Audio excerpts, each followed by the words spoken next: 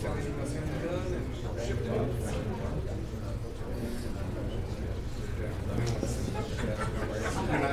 didn't forget it.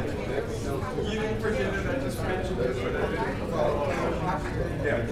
No, I appreciate it. I'll get you all soon.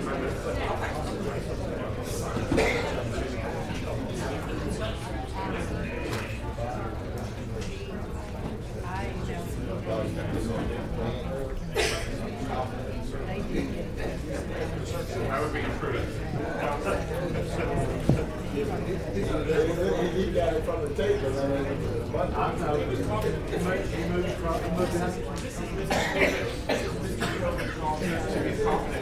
I went to two documents.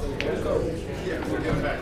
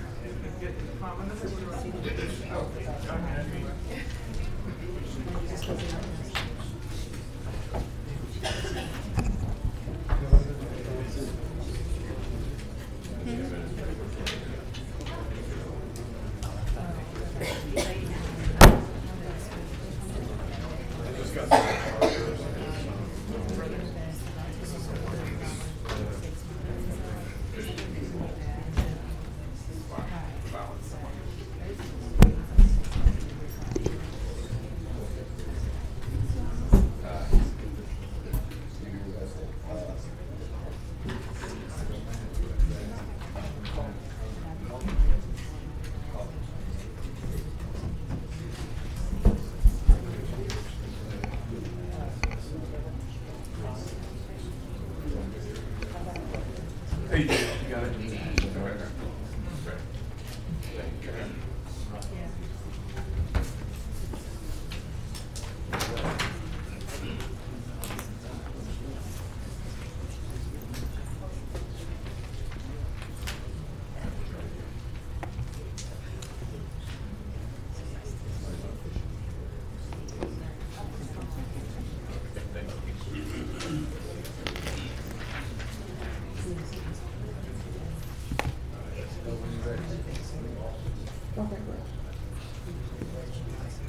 Fine, just fine.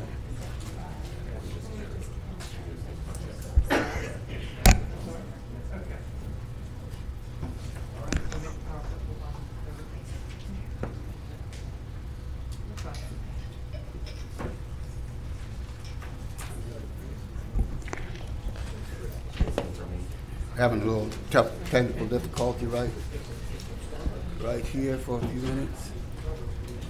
Tell me when you're good. Okay.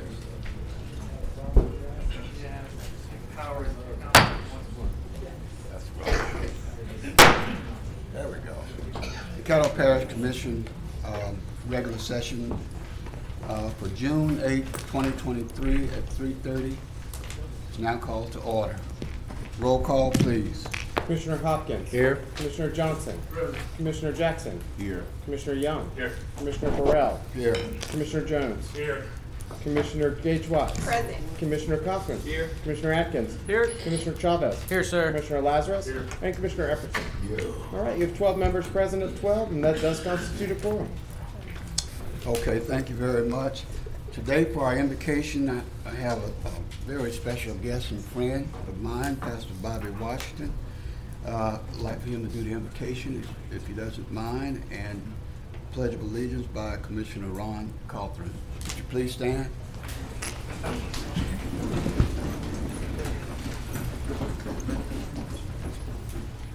Let us pray. Father, we thank you again, first of all, for allowing us to be here. And before I ask you for anything, I just want to thank you for what you've already done. I thank you for your mercy, your grace, and for this opportunity that you've given to us today. And I pray, Father, now that you will bless us. We still understand that the government is up on your shoulders. And so we pray that everything will be done for your glory. So touch us now while we pray, that we will do what we do to glorify you. I ask it all in Jesus' name. Amen. Please join me in the pledge of allegiance. Military to do hand, ground salute, all others hand over heart, and remove all hats. Thank you.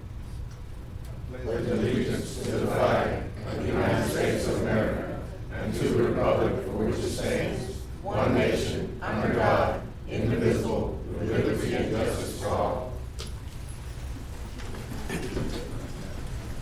Thank you very much, Pastor Washington and Commissioner Coffin. Mr. Clerk? Okay, that brings us to agenda additions, and we do have 3 potential agenda additions today. If you have your electronic agenda in front of you, if you want to refresh it, all 3 of them are on the electronic agenda. They are, one of them is a special resolution recognizing Men's Mental Health Awareness Month. The next item is a potential agenda addition titled Resolution 27 of 2023, and that's a resolution urging Governor John Bel Edwards' administration, Division of Administration, to include a basis of award for contracts on the Northwest Louisiana State Building project, the utilization of local and minority businesses, and otherwise providing with respect thereto, from Commissioner Young. And the third item there is a potential agenda addition adding a special resolution recognizing World Sickle Cell Awareness Day from Commissioner Gage Watts.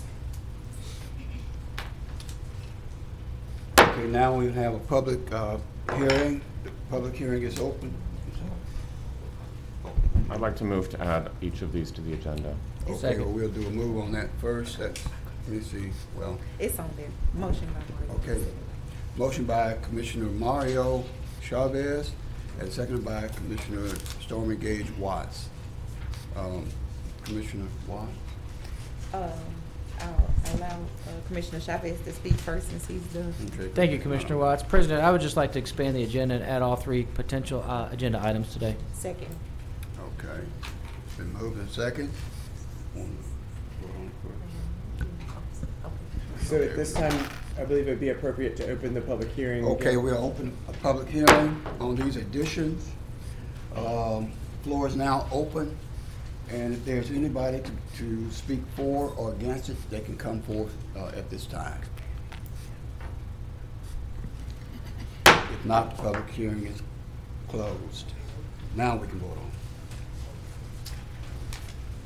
Let's vote.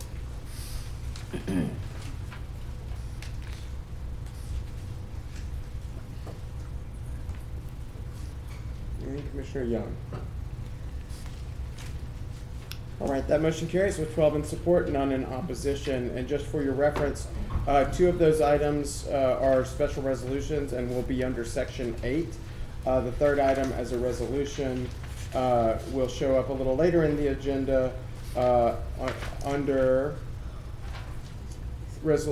Section 18. I'm sorry, Section 18. Okay, So, two of the addition would be on the 8th. 2 of them will be under Section 8, and the other will be, and the resolution will be under Section 18. So it'll be Point of order, Mr. 18.2, and the other 2 will be 8.8 and 9. Thank you. Okay, are we clear? All right. Ms. Clerk? Okay, that brings us to citizens' comments, where citizens who wish to address the commission on any issue other than zoning are asked to fill out a comment card located in the chamber foyer and return it here in the box to my left. And those that have been received have been already given to the president. Though it looks like I do have one additional card here. Citizens are asked to limit their comments to 3 minutes, and I'll bring you this additional. Seem like we have more than, we have 4 on the same subject matter, and I think our rule says that, what is 15 minutes in total? You have a total of 15 minutes on the same subject, so we have here 1, 2, 3, 4. There's 5 at 3 minutes each. They're right on schedule. Right on schedule. Okay, then at least 3 minutes each, unless you want to, someone want to talk longer than 3 minutes. All right. First person up, our citizen would be Pastor Theron Jackson on the Lighthouse Project. Please state your name for the record. Good afternoon. My name is Theron Jackson, and I want to say thank you, President Burrell, and to all of you who serve on this commission. That's really all I wanted to say, because we've spent a lot of time talking about this project, and I want to say thank you to the commission for your assistance with this worthy project, and your willingness to lead on this project is having what I think to be a positive impact on this community. I want to thank you for modeling the reality that you are indeed public servants who are accountable to the citizens that you represent. And this effort, I think, proves that citizen engagement remains critical to ensuring that the government is responsive to the needs of our community. I encourage citizens to note the work of this committed, persistent, and diverse team of citizens, and implore others to get involved in the governing process by attending meetings, voicing their opinions, and holding our public servants accountable. It is our responsibility as citizens of this parish to stay informed, to stay engaged, in order that we might ensure that government decisions reflect the will of the people. This is another example of citizen involvement in the governing process that I think has had a positive impact on our community, such as we've done before with tax exemption programs, with vaccine equity projects, with residential property standards issues, bus service, you name it. In this process, I've seen the importance of constructive dialogue and collaboration between citizens and elected officials, and I encourage both groups to continue to work together, building a stronger, more vibrant Caddo Parish. Finally, on behalf of the citizens from across this parish who have come together, from the Cooper Road to Ellaby Road, from Broadmoor to Moortown, from Shreve City to All City, from Highland to Keithville, I would like to thank the Parish Commission again for your scrutiny and support. And we as citizens commit to continued collaboration and partnership in order to achieve shared goals and improve the quality of life and increase resiliency for all of the citizens in Caddo Parish. We recognize that it's election season, and there's even public safety millage and all of those things on the ballot coming up in the fall, and we look forward to continuing a collaboration that impacts positively those citizens here in Caddo Parish. Thank you. Thank you, Pastor Jackson. The next person up, next citizen would be Mrs. Susan Caldwell.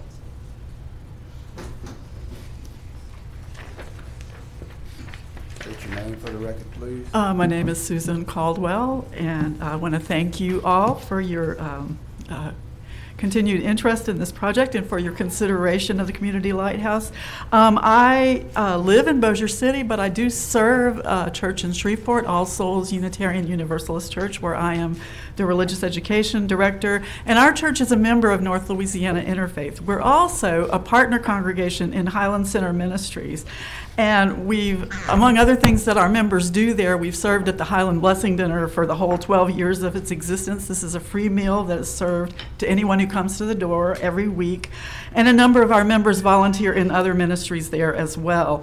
And I wanted to speak today about the total appropriateness of these 2 pilot locations that we've chosen for the Community Lighthouse project, and how they will really represent and be able to show what a community lighthouse can be and do for a neighborhood. In Morningstar, you have a large church with multiple programs and with a large and eager volunteer base that will be able to help to be able to identify citizens in need in times of natural disaster. And in the Highland Center, you have a community center that's supported by a partnership of congregations, as well as many other programs housed under their roof. And this too is home to a large and readily mobilized volunteer base. So there are lots of people in both of these institutions that know each other, know the neighborhood, and not only that, but look out for each other. And so I think that people aspect, that people power, will be just as crucial as the solar backup, if not more so, in the aftermath of a disaster. So I thank you for your consideration of this vital project, and I look forward to your support. Thank you very much, Mrs. Caldwell. The next citizen up is Mrs. Josephine Wade. Great to see you again, Ms. Wade. Nice to see you, sir. Take Good your name evening, for the everyone. record, please. My name is Josephine Babers Wade. I'm a member of Mount Canaan Baptist Church, one of the institutions that make up North Louisiana Interfaith. I live at 5951 Yarborough Road, Shreveport, Louisiana, 71119.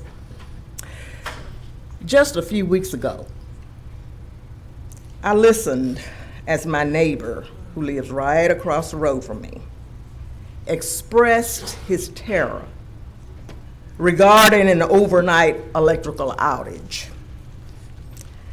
I said, I knew it was out for a long time, but I didn't know when it came back on.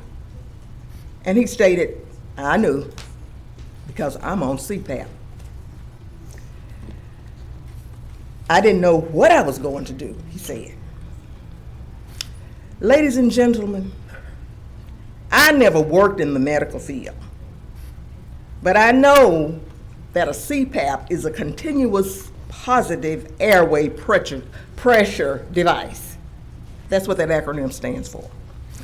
And it's used to supply pressure to the upper respiratory tract.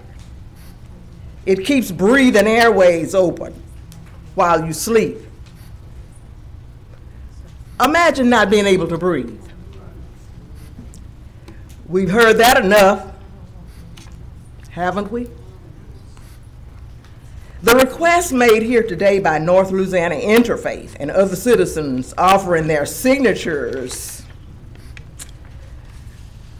in support is that you, this commission, each member of the commission, vote yes for this community lighthouse seed funding. Normal medical crises and deaths. Now, y'all, it is time for Caddo Parish to take the lead. Thank you, sir. Thank you very much, Ms. Wade. The next citizen up is Mrs. Willie Myers.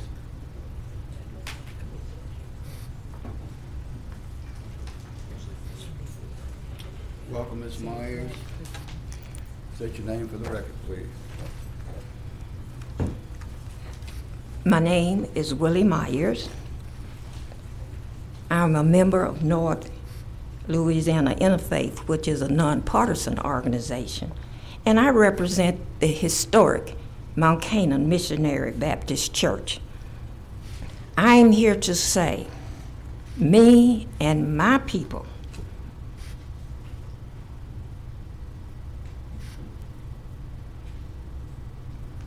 want this community lighthouse project to happen. We are ready to do our part to keep our community safe. Now today, we are asking you, commissioners, to do your part. Do not leave us helpless when the next storm happens. Thank you. Thank you, Ms. Myers. The next citizen up is Ms. Maxine Davis. Welcome, Ms. Davis. State your name for the record. Thank you. My name is Maxine Davis with North Louisiana Interfaith and a member of Stonewall Baptist Church in Bossier City. So I have concerns on both sides of the river. I have lived in Shreveport most of my life. In 2020, I moved to Frisco, Texas, and in 2021, for the first time, I experienced rolling blackouts. due to power outages because of freezing weather. I never ever want to go through something like that again. We had to use a fireplace and a gas stove to stay warm. Neighborhoods were not prepared to respond to this kind of disaster. I do not want to find myself in this helpless situation ever again. I want to be a part of the response. North Louisiana Community Lighthouse Project is what Caddo Parish needs. A commercial-scale solar power and battery capacity system. It's not as if Caddo don't have bad storms, and we should anticipate how to provide disaster relief in advance to be prepared when the storms occur. There's a lot that the neighbors can do to help one another if we have some type of infrastructure and some planning. As a voting citizen and a grandmother, my concern is for my grandson who have to take breathing treatments. Without electricity, his condition can quickly become an emergency. 2 weeks ago, we met with Shreveport Fire Chief Clarence Reese. He explained that every time that the power goes out, he gets hundreds of calls that require medical electricity. Chief Reese is out of town today, but he has sent a letter explaining the urgency and the need for this project. I do not want my grandson to be the reason for one of those emergency calls. I believe this would be good for the parish and for the people of Caddo.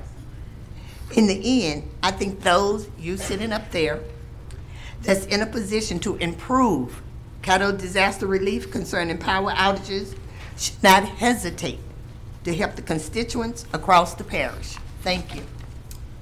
Thank you very much. We still have some extra time. We still have 5 minutes. Still have 5 minutes. Pastor Jackson, I think, has some extra remarks. Thank you. I didn't realize we were at that final person. Let me just say thank you again, but I wanted to say that sometimes I think maybe the public doesn't fully know that a part of what happens when we came to the Parish Commission to ask for your leadership was because we wanted, in fact, the parish to take the lead in this effort because it is happening around the state of Louisiana. We have three, we're Northwest Louisiana Interfaith, but when we're together with our sister organizations, we are Together Louisiana. And as Together Louisiana, we have, in fact, built 3 of these already in New Orleans. The difference was that we recognized that there'd be funding coming, and the people who had the most capacity would be in front of the line to get the resources. And so we were moving, as we thought, as fast as we could to be able to prop up 2 pilot programs, 2 pilot sites so that we could not only prove, but build capacity, improve capacity so that we could be closer to the front of the line whenever there were additional resources that would come from both the state and federal government. That was the reason we've been pushing so hard and with so much speed. I will also say that when we met with the long-range planning committee, one of the first things that happened when the way this even came up is that there was a vote that day to give $500,000, to consider giving, let me use that language, $500,000, but with contingencies. The chief among those contingencies was matching money. That for whatever, the parish didn't want to be alone in that process. Let me just say it like that. And so we knew that even if you said yes, it didn't move the project any faster, except that we could use that to leverage somebody else who may be saying, who do you have somebody else? Well, I wanted to just say to you today, I spoke to the chairman of the ARPA committee earlier, and committed to having a letter to let him know that over the last 24 hours or so that we've been able to find the match for the money. And so I want to just read for the record a letter that I committed to giving to Commissioner Cawthorn this morning. And it says, on behalf of Together Louisiana, I'm writing to commit matching funding from Together Louisiana to support North Louisiana Interfaith's proposed community lighthouse sites in Caddo Parish, up to $500,000, or the amount of funds approved by the Caddo Parish Commission. To date, our local affiliate in New Orleans has completed 3 community lighthouses, and we have initiated construction at 3 additional sites across southeast Louisiana. We recently, Together Louisiana it is, received an award from the Kresge Social Investment Fund for $2 million in seed money for the Community Lighthouse Project statewide. This is the first funding that we've secured that is not tied specifically to the New Orleans area of the 2nd Congressional District. Together Louisiana would like to dedicate $500,000 of these funds as a match for 2 Caddo Parish projects, conditioned upon... Pastor Jackson? I'm sorry. Hold on a second, please. There's a motion to extend the time. Oh, I'm How sorry. long would you need? It still has 2 minutes, Mr. Oh, he still has 2 minutes. Continue. He still has 2 minutes. Okay. You still have 2 minutes, Pastor Jackson. All right.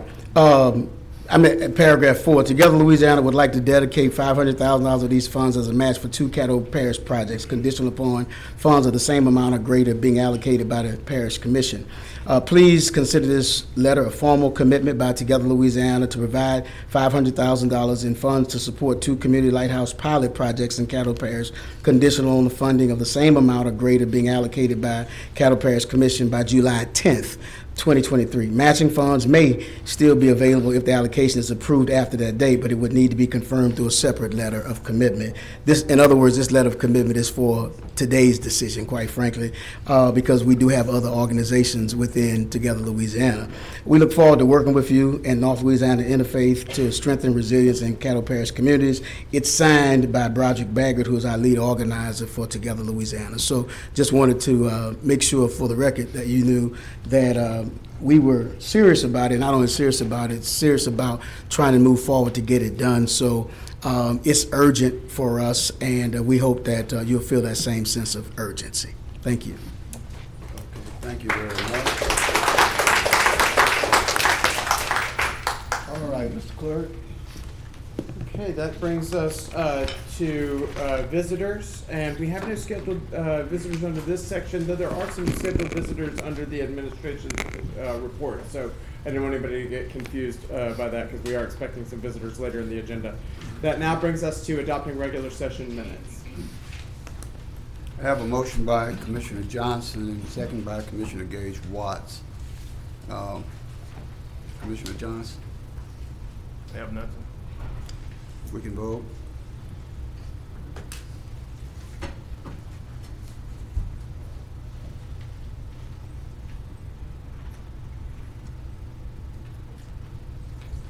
All right, and that motion carries with 11 in support, none in opposition, and 1 absent at the moment. That brings us now to special resolutions.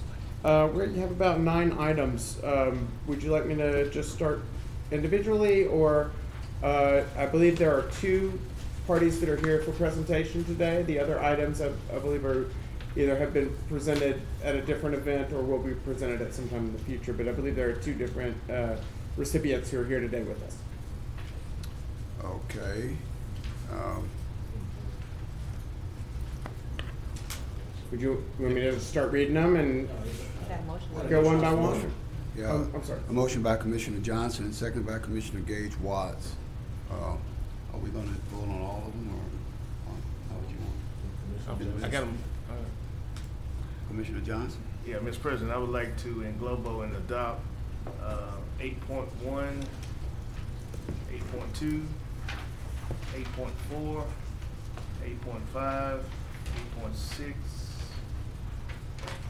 8.7.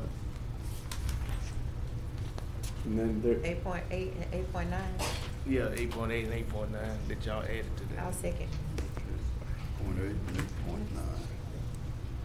Okay, there's been a motion to englobo 8.1, 2, 4, 5, 6, 7, 8, and 9. Okay. You can vote.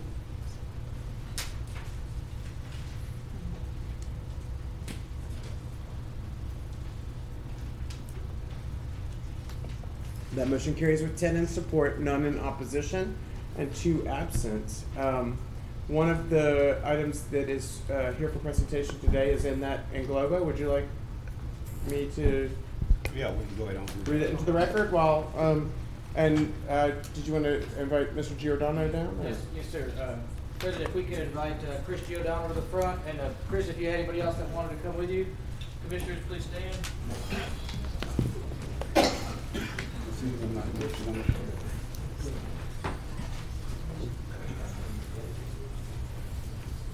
And this is a special resolution of recognition for Chris Giordano. And it reads, whereas the Caddo Parish Commission acknowledges the invaluable contributions of individuals who've dedicated their time, expertise, and unwavering commitment to serving our community. And whereas it is with great admiration and gratitude that we recognize Chris Giordano for his exceptional service as the General Manager and President of the Louisiana State Fair, where he has served for 27 years, with 17 of those as General Manager.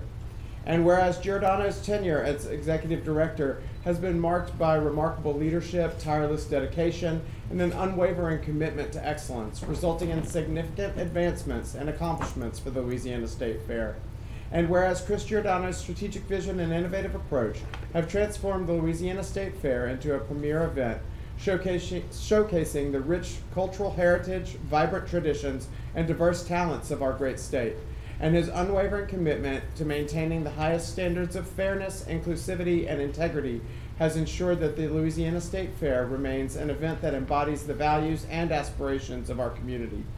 And whereas following in the tradition of his father, Sam Giordano, who served as the Louisiana State Fair president from 1992 to 2006, Chris Giordano extended a gracious arm to new partners and ideas, keeping the family-friendly nature of the State Fair and celebrating Louisiana's character while balancing the unrelenting external factors that can challenge a public event, be it weather, public health, or societal and technological changes.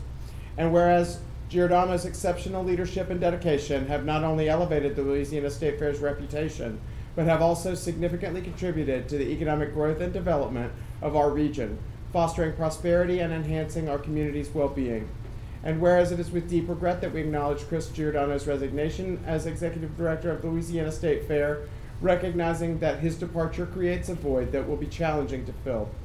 And whereas while we express our sincere gratitude for Chris Giordano's remarkable contributions to the Louisiana State Fair, we also extend our heartfelt appreciation for his enduring support and collaboration with the Caddo Parish Commission, working hand in hand to enhance the overall welfare of our community. Now therefore be it resolved that the Caddo Parish Commission, on behalf of the residents of Caddo Parish, does hereby recognize and commend Chris Giordano for his exceptional service as Executive Director of the Louisiana State Fair, expressing profound gratitude for his remarkable achievements and unwavering dedication. And be it further resolved that the Caddo Parish Commission extends its warmest wishes to Chris for continued success and fulfillment in all of his future endeavors, confident that his exceptional leadership and commitment will continue to make a positive impact wherever his path may lead. And this has been approved and adopted this 8th day of June 2023, and that is signed by all members of the Caddo Parish Commission.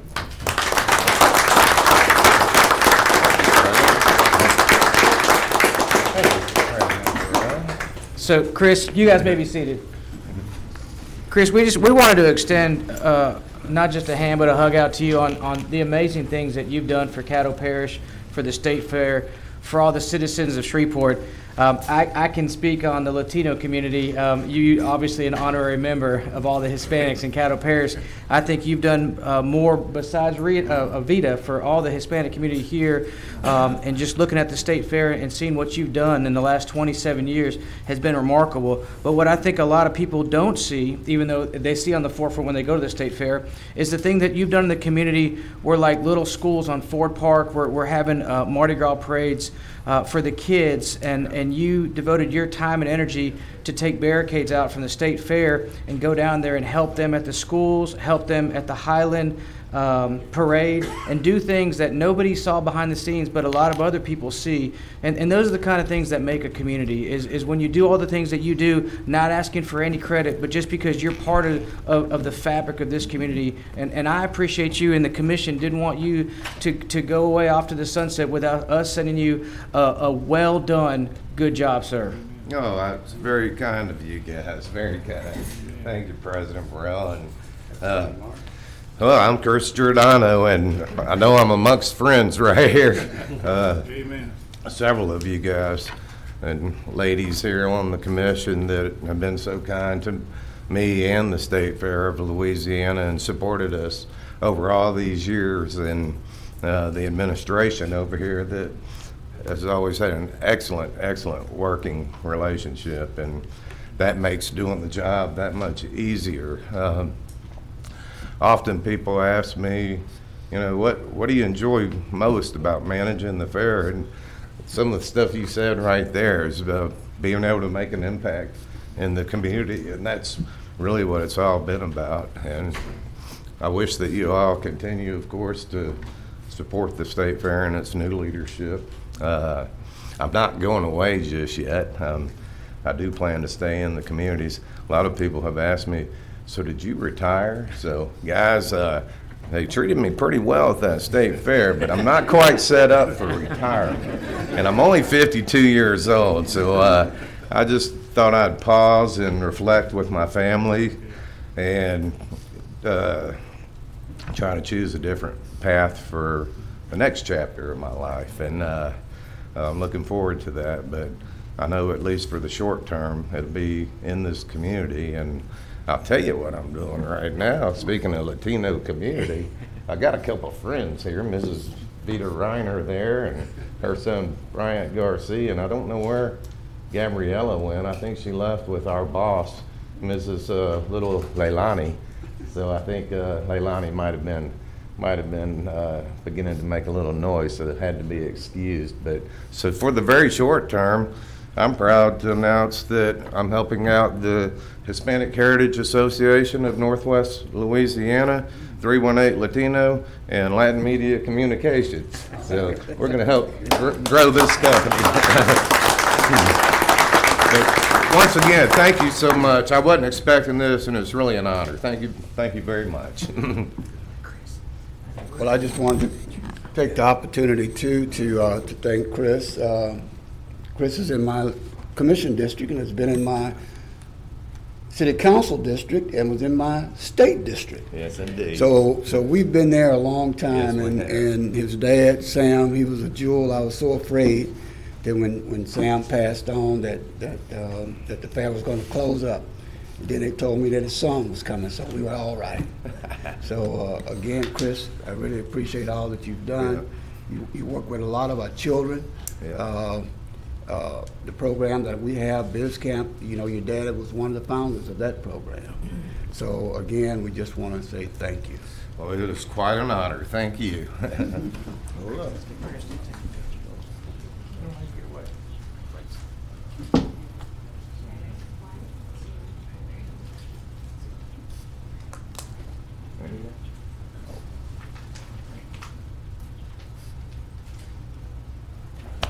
Thank all of you. I know you have important business to do here today. Thanks for pausing for this.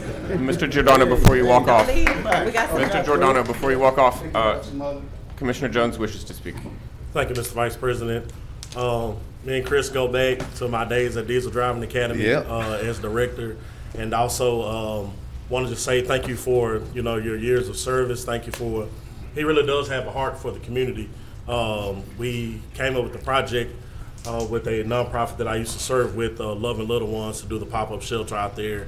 And you opened the doors for us and made sure we had everything that we needed so we can serve countless homeless citizens. We spent an entire day out there making sure that they had every service that they possibly can't get access to any other day.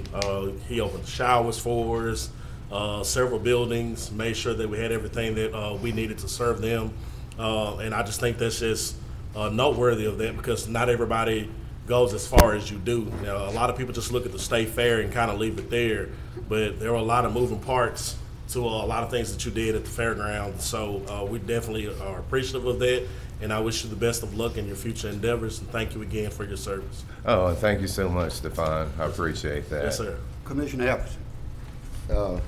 As the proclamation stated, a lot of people don't know the things that Chris did behind the scenes that was instrumental relative to the state fair, and primarily relative to the resurrection of a Veterans Parade and honor ceremony in Caddo Parish. Many of you may be familiar with the late Colonel Stephen DePeisler, whom worked with us at the inception and the revival of a Veterans Parade in 2011. Chris was the catalyst to the success of this Veterans Parade, which in this year will be our 12th year. We have received local, statewide, and national accolades because of our veterans parade and honor ceremony that's held at the State Fair. A lot of things that he did was instrumental in recognizing our veterans. Also, he suggested that we do the Veterans Parade the last day of the State Fair, which is that Sunday. And we have had record-breaking attendances on the last day of the State Fair on the Sunday with that Veterans Parade. We received a proclamation from the governor. We received proclamation from Parade Magazine out of Los Angeles, California. We've been cited in business magazines out of throughout the nation that states that the Shreveport-Bossier area is a good place for retirement because of Barksdale Air Force Base, as well as the way that we honor and recognize our veterans. So, Chris, I'm not through with you. You know how well we work together, and we appreciate what you've done. So now you're in a position where you can do even more. That's right. And we thank you and your family, and God bless you. Thank you, and it's been such an honor to work with such a champion for our veterans and Commissioner Ken Epperson. Yeah, and I'd be remiss, I did notice another friend over here I want to recognize, Sam. So nice to see you, Sam. Yes. Congrats, Chris. Well Thank you. deserved. Thank you. Commissioner Atkins. Thank you, Chris. Just very briefly, I just wanted to echo our appreciation for your years of service to our community. Thank you very much, and I wish you the best of luck as you look to your next chapter into the future. So thank you. I appreciate it. Commissioner Atkins.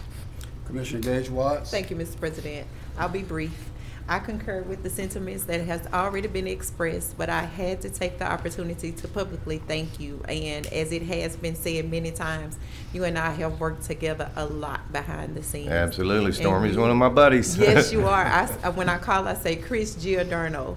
I'm so glad to see that you'll be working with one of my friends, Vito Reiner, in 318 Latinos. And so I want to make sure that I get up and come take a picture with you also, and all of my friends that are out there, and congratulate you on your future endeavors. Oh, thank you, Stormy. You're welcome. Dr. Wilson. Hey, Chris, you can never say nothing but a good person. But on behalf of the administration, I'd like to thank you for allowing us to have our expungement summits and our employee recognition programs at the fairground. That meant a lot to us, and we appreciate it, and I'd like to wish you the very best on your future endeavors. Likewise, I know you have a date coming up soon, and I wish you the best Yes, sir. as you ride off into the sunset. Thank you, sir. I appreciate it. All right. Commissioner Hopkins. Yeah, I just want to thank you also. I've had the pleasure of working with you in a couple different capacities, and then of course working with your dad before that, and you have done a wonderful job. Go enjoy your time, because it goes by fast. Absolutely. Thank you, sir. Commissioner Hopkins. Commissioner Jackson. Thank you, Mr. President. Chris, kudos and ditto to everything that has been said. You're my type of guy. When I call, you don't say no, you try to figure out how to get it done. That's right. And I don't know if that was the revenue side of you or that's just how you are. But when you call, and that's what I like about when we call, having a need for citizens and trying to get stuff done, you're trying to figure out how to get it done and who can you call and things of that nature. So from Independence Bowl to HBCU games coming to Shreveport, you've always had a hand and a role in those things, and you're not up front. You're not out front doing it. You're behind the scenes working. That's where I like it. Getting things done, getting the stadium ready, stadium support, fairground support. And so that's what it means. And so individuals like you, we talked about the ground crew on Monday, and nobody was attacking anybody in that area, but we were saying is we need to make sure that we're highlighting individuals such as yourself who don't always get in the front page of the paper, but you're quietly doing the work that moves our city and parish forward. So thank you for that, and I appreciate that, Commissioner Jackson. It's always been a pleasure working with you as well. Thank you, sir. Thank you, Mr. President. Okay, thanks a lot, Chris. Thank you, guys. Once again, I apologize for taking that too long.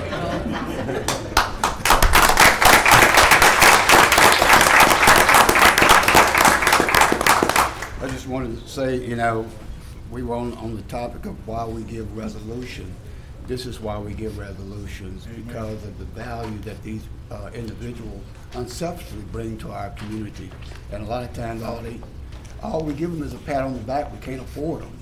So we give them a pat on the back, and that's what our resolutions do. Okay, Mr. Clerk. Okay, that leaves us with one item under the special resolutions section, and that is 8.3, special resolution recognizing Pride Month. Actually, Jeff, there should be two I wanted to do men. That one was already adopted. Okay, did they present it? I didn't know that you had somebody here to receive it for presentation, Okay. but we can print one out. Yeah. It's Okay.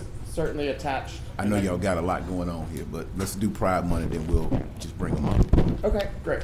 So you're gonna print that while we're doing this particular presentation? We certainly can. Actually, what we can do is we can do this presentation, and they were just gonna do a presentation. We can mail them the proclamation. So we do the Pride Month presentation, and then we just bring them up to have a discussion. Okay, yeah, however you want. I mean, it's ready and just in the back. Won't take me However 5 y'all wanna seconds. do it. But we can do it after I read the next one into the record, maybe? That'll work. That'll work fine.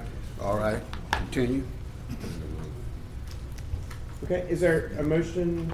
Move to approve or? Second. Or move to present it? Okay, get on the board.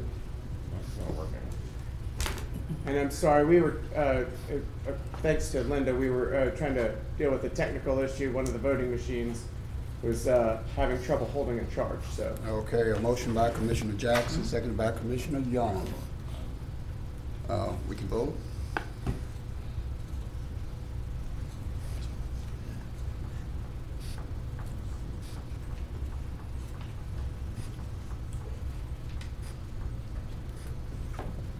Okay, and that motion carries with 8 in support, 2 in opposition, and 2 absent.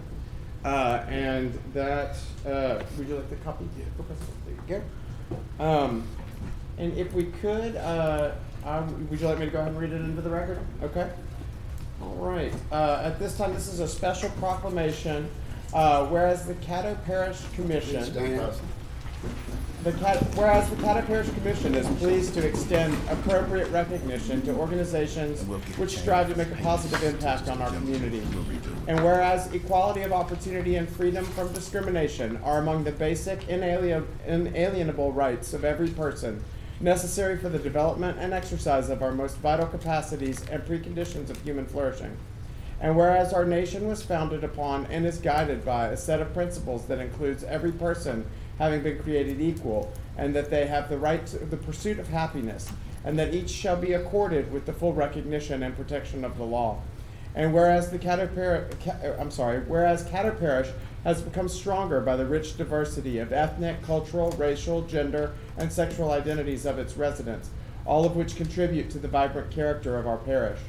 And whereas the Caddo Parish is home to PACE, People Acting for Change and Equality, an organization of individuals working to ensure the full and equal recognition and protection of the fundamental rights of lesbian, gay, bisexual, and transgender people and their families.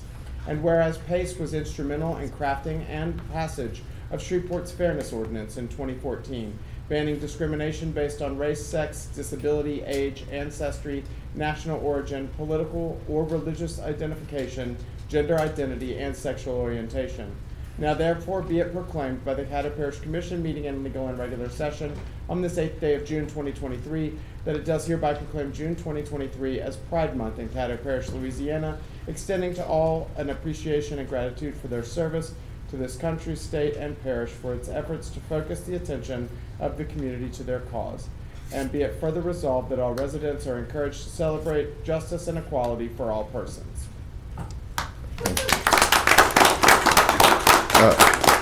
Thank you, Mr. Clerk, and thank you, Mr. President.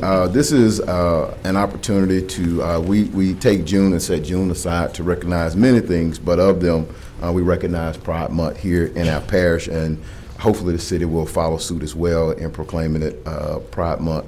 You know, we look throughout our state and our nation, and we see so much divisiveness and evil on the rise. But I believe in the slogan that love wins and love conquers all. And, you know, when we talk about, we have state legislators and we have local governments that are taking anti-pride measures. They're taking measures against the LGBTQ plus community. It makes me wonder, is there an intentional effort to roll the clock back on the progress we've made as a country? And so I'm proud to see Caddo Parish take steps toward making sure that we recognize our inclusive community, making sure that we recognize the diversity in our community and make sure that we recognize tolerance in our community. And so I want to think they're not with PACE. We will get a separate proclamation that's more general, and we will get this to PACE as well. But I want to thank Sam Ortiz. Yes. Sam Ortiz and Chris Lyons, who are here. They have some activities planned for this month that they'll talk about and just talk about anything they want in general. But I want to thank this body for adopting this resolution. Thank you. Thank you so much, Commissioner Jackson. I would like to point out that, Your name, please? oh, Sam Ortiz, I'm with Shreve Pride. I have done a lot of work with PACE in my years of advocacy, and Commissioner Jackson has always been right there to support all of our efforts, so I do want to thank him for that, and the entire commission just for recognizing us today. And I know that it's already been a Chris Giordano Love Fest, but I also would like to point out that Chris has been with us since the beginning, helping get tables and chairs to our events and donating his time and his manual labor. So I think it was perfect that he was here being recognized today, because he has been so instrumental in our efforts as well. Pride is so important, especially for many of the reasons that Commissioner Jackson was naming, but because it does bring a lot to our city, and we do have such a diverse community full of different intersectionalities and different people. And Pride in our city not only helps people in a community sense or a mental health sense, but also it drives economy, and it helps our economic dollars here in the city, keeping people here celebrating their pride and celebrating in Shreveport and finding things in our city to be proud of. So thank you guys so much. I'll let Chris kind of give you an overview of some of the amazing things going on in our city and in our region. Yes, thank you, commissioners. We have several events that are going on. State your name, please. My name is Chris Lyon. I'm a resident here in Shreveport and in Caddo Parish. I am proud to say that we have a growing number of events that are happening in Caddo Parish, celebrating Pride Month, not just during June, but across the year. As Sam mentioned, the efforts of the LGBTQIA plus community are driving tourism dollars. People have come to our events from New Orleans, Baton Rouge, from Austin, from northeast Texas, as well as South Arkansas, as well as providing a home for people who are here in Caddo Parish. So we're very excited to continue that effort with Shreve Pride's event, which is coming up on June 24th. It's a second chance prom open to everyone, whether or not you are a member of the LGBTQ community. As a second chance prom for people to go to the prom and experience prom with the person that they're with today, or to celebrate themselves wherever they are in life. There are also a great number of other events. PACE has an event coming up on the 11th, Yes. Is that right? Mm-hmm. Rendezvous Productions has a disco that's happening later this month. Queerport has a brunch that's happening the day after our event on the 25th.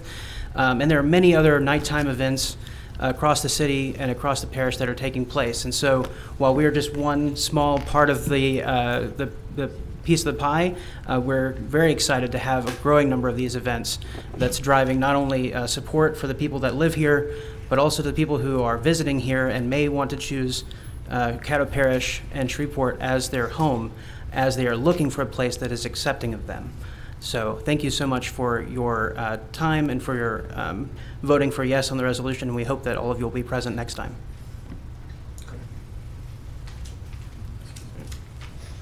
I just want to say congratulations to both of you for all the great work you've done, and thanks to both of you for all the great work you've done. You've made this community a better and more prideful place. And in the context of those who would disagree, I would just point out that my favorite teacher and my savior commands us to love one another, full stop, no exceptions. And when you love someone, you want them to be proud of themselves and you want the best for them. So yes. I want the best for you, and you're making Shreveport one of the best. Thank you. Thank you.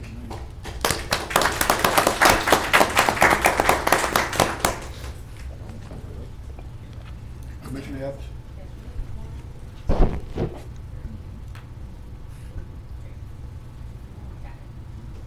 Appreciate it, and we'll get a look at action. Not yet. You can. Till they come back. Anyone else want to speak?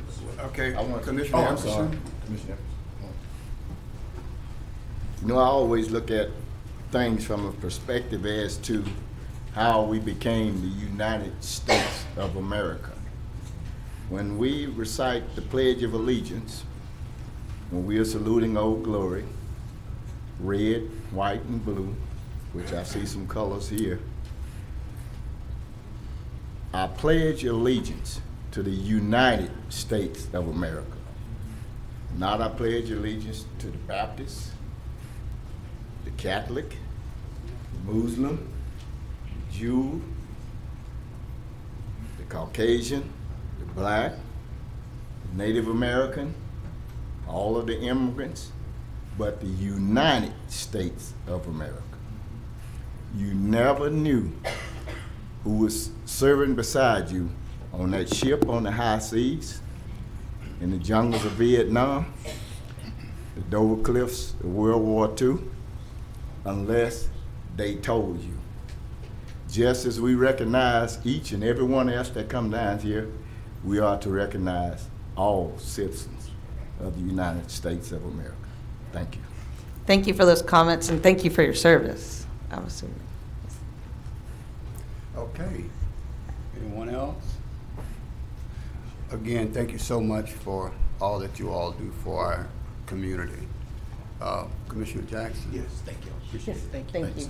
Mr. President, if it's okay, with the body, I'd like to, I know y'all adopted the Men's Mental Health Month, but we did have some representatives from Brentwood who I'd like to ask up if the commission would indulge us or suspend the rules to bring them back up, if that's okay. Sure, whatever the privilege of. We're still in that section. It's appropriate if you. Right, to bring them up. We're not going to read the resolution, we're just going to present it. Okay, and you said from Brentwood? Yes. Okay. So with the guest. Representative from Brentwood, come forward.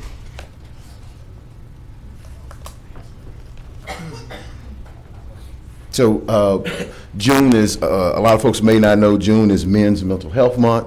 And Brentwood reached out and asked actually if I would be a part of a marketing campaign that they have going on. I was very delighted to do so. We don't talk about men's mental health enough.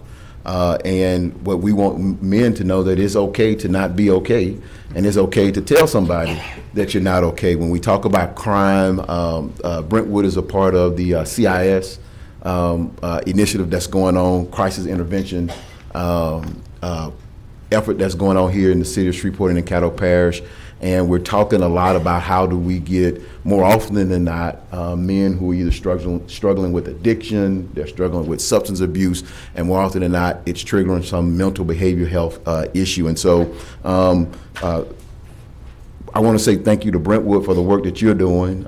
You're on the front lines, you're in the trenches, helping from either inpatient or outpatient perspective, helping men get back on their feet, helping veterans get back on their feet, and providing a holistic perspective on this matter. And so we can't get to the root of our crime problem here in Shreveport without having a conversation about mental health, particularly mental health for families, and that starts with men. And so if we're going to create strong families and strong communities, we have to make sure, and as I preach here, I preach to myself. We have to make sure that men are healthy, not just spiritually, not just financially, but mentally, financially. So I've invited Ms. Sarah and their Chief Operation Officer, Rick, here to just say some words. William is out of the country right now, but he asked them to come down. I'd like to present them with this proclamation on their behalf.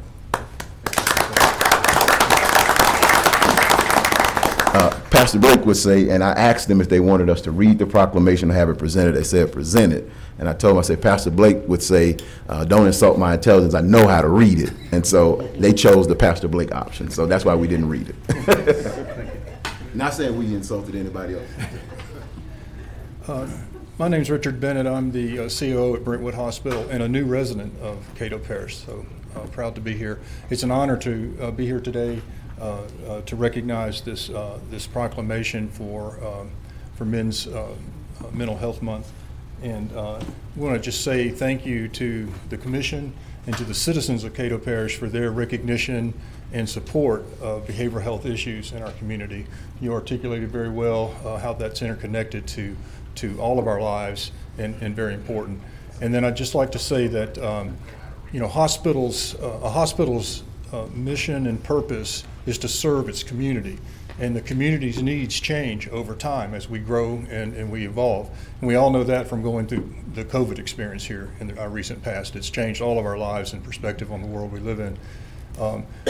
Brentwood Hospital has been a part of this community for a long time, providing those services.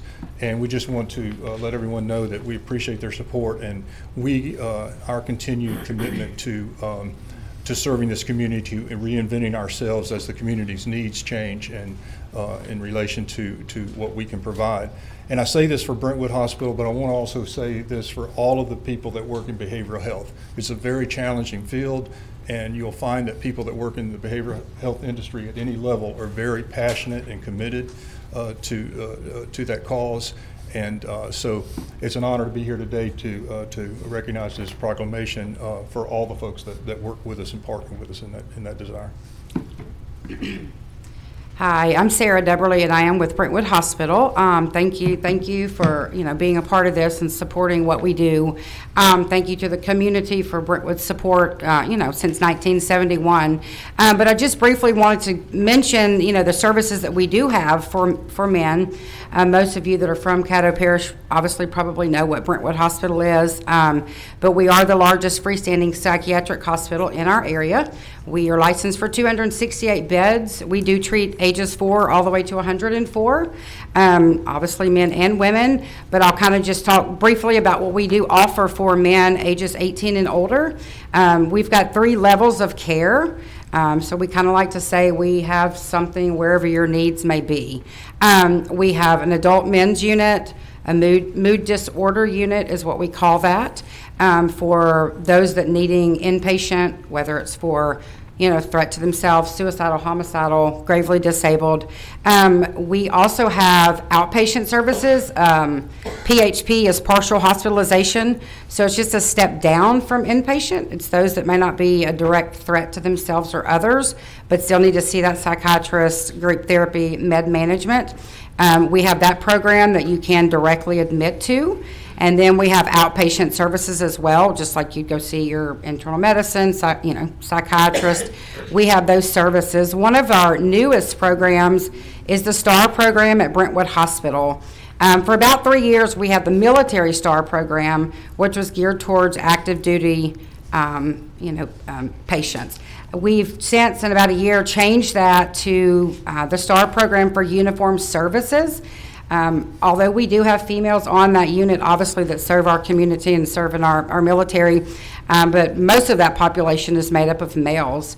It is for active duty, it is for veterans, it is for first responders, nurses, EMTs, fire department, police officers. So we are the only ones in the state that have a dedicated unit for that population. So we take great pride in that. We've listened, where the needs in the community are. We've got a lot of great feedback. Our staff on that unit is, most of them are service connected, so they understand that lifestyle, whether it be that they're a spouse or they've retired military. But anyways, that's a little bit about what we offer. We are here 24 hours a day, 7 days a week. We do free assessments. You can give us a call at any time if, you know of anybody, if anybody comes to you looking for help. Brentwood is here. We've been here. We're not going anywhere. And, our goal is to provide help and hope to those that need it in our area. Thank you. Okay, Commissioner Carlton. I'm sorry. Go ahead. Yes, I would just like to say thank you very much for what you all do daily. Having worked outpatient psychiatry for 16 years in the United States Army, I know somewhat what you're going through. I started off with DSM-3-R. So it tells you how far back I go. But the thing is, again, is as you previously stated, mental health is an illness that, for whatever reason, people choose not to want to accept and want to get the necessary treatment for. And I think as we make this particular illness more visible and understood by each community and every community, we will find that we will have a better Shreveport and a better Caddo Parish as well. Again, thank you for what you do and your staff. Thank you. I want to let you know that it gets pretty tough up here. I'm kind of looking around and see if you need some referrals. Yeah, we'll take them back. We'll drive them. We'll make it easy.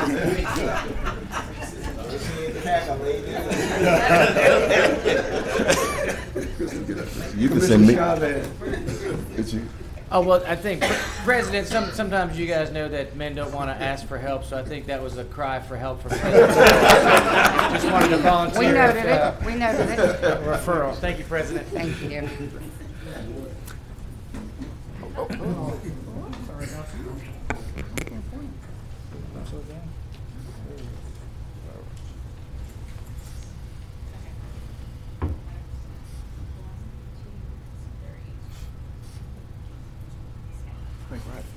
Appreciate it. Okay, thank you very much. Mr. Clerk? All right, that brings us now to communication committee reports, where the first item is the administration response to information requests from commissioners, and this is where I previously referred to that we do have a couple of guests scheduled. So. Yes, we did. Okay. Yes, Dr. sir. Wilson? Yeah, President Burrell and Commissioners, good afternoon. We do have two responses today to Commissioners' requests.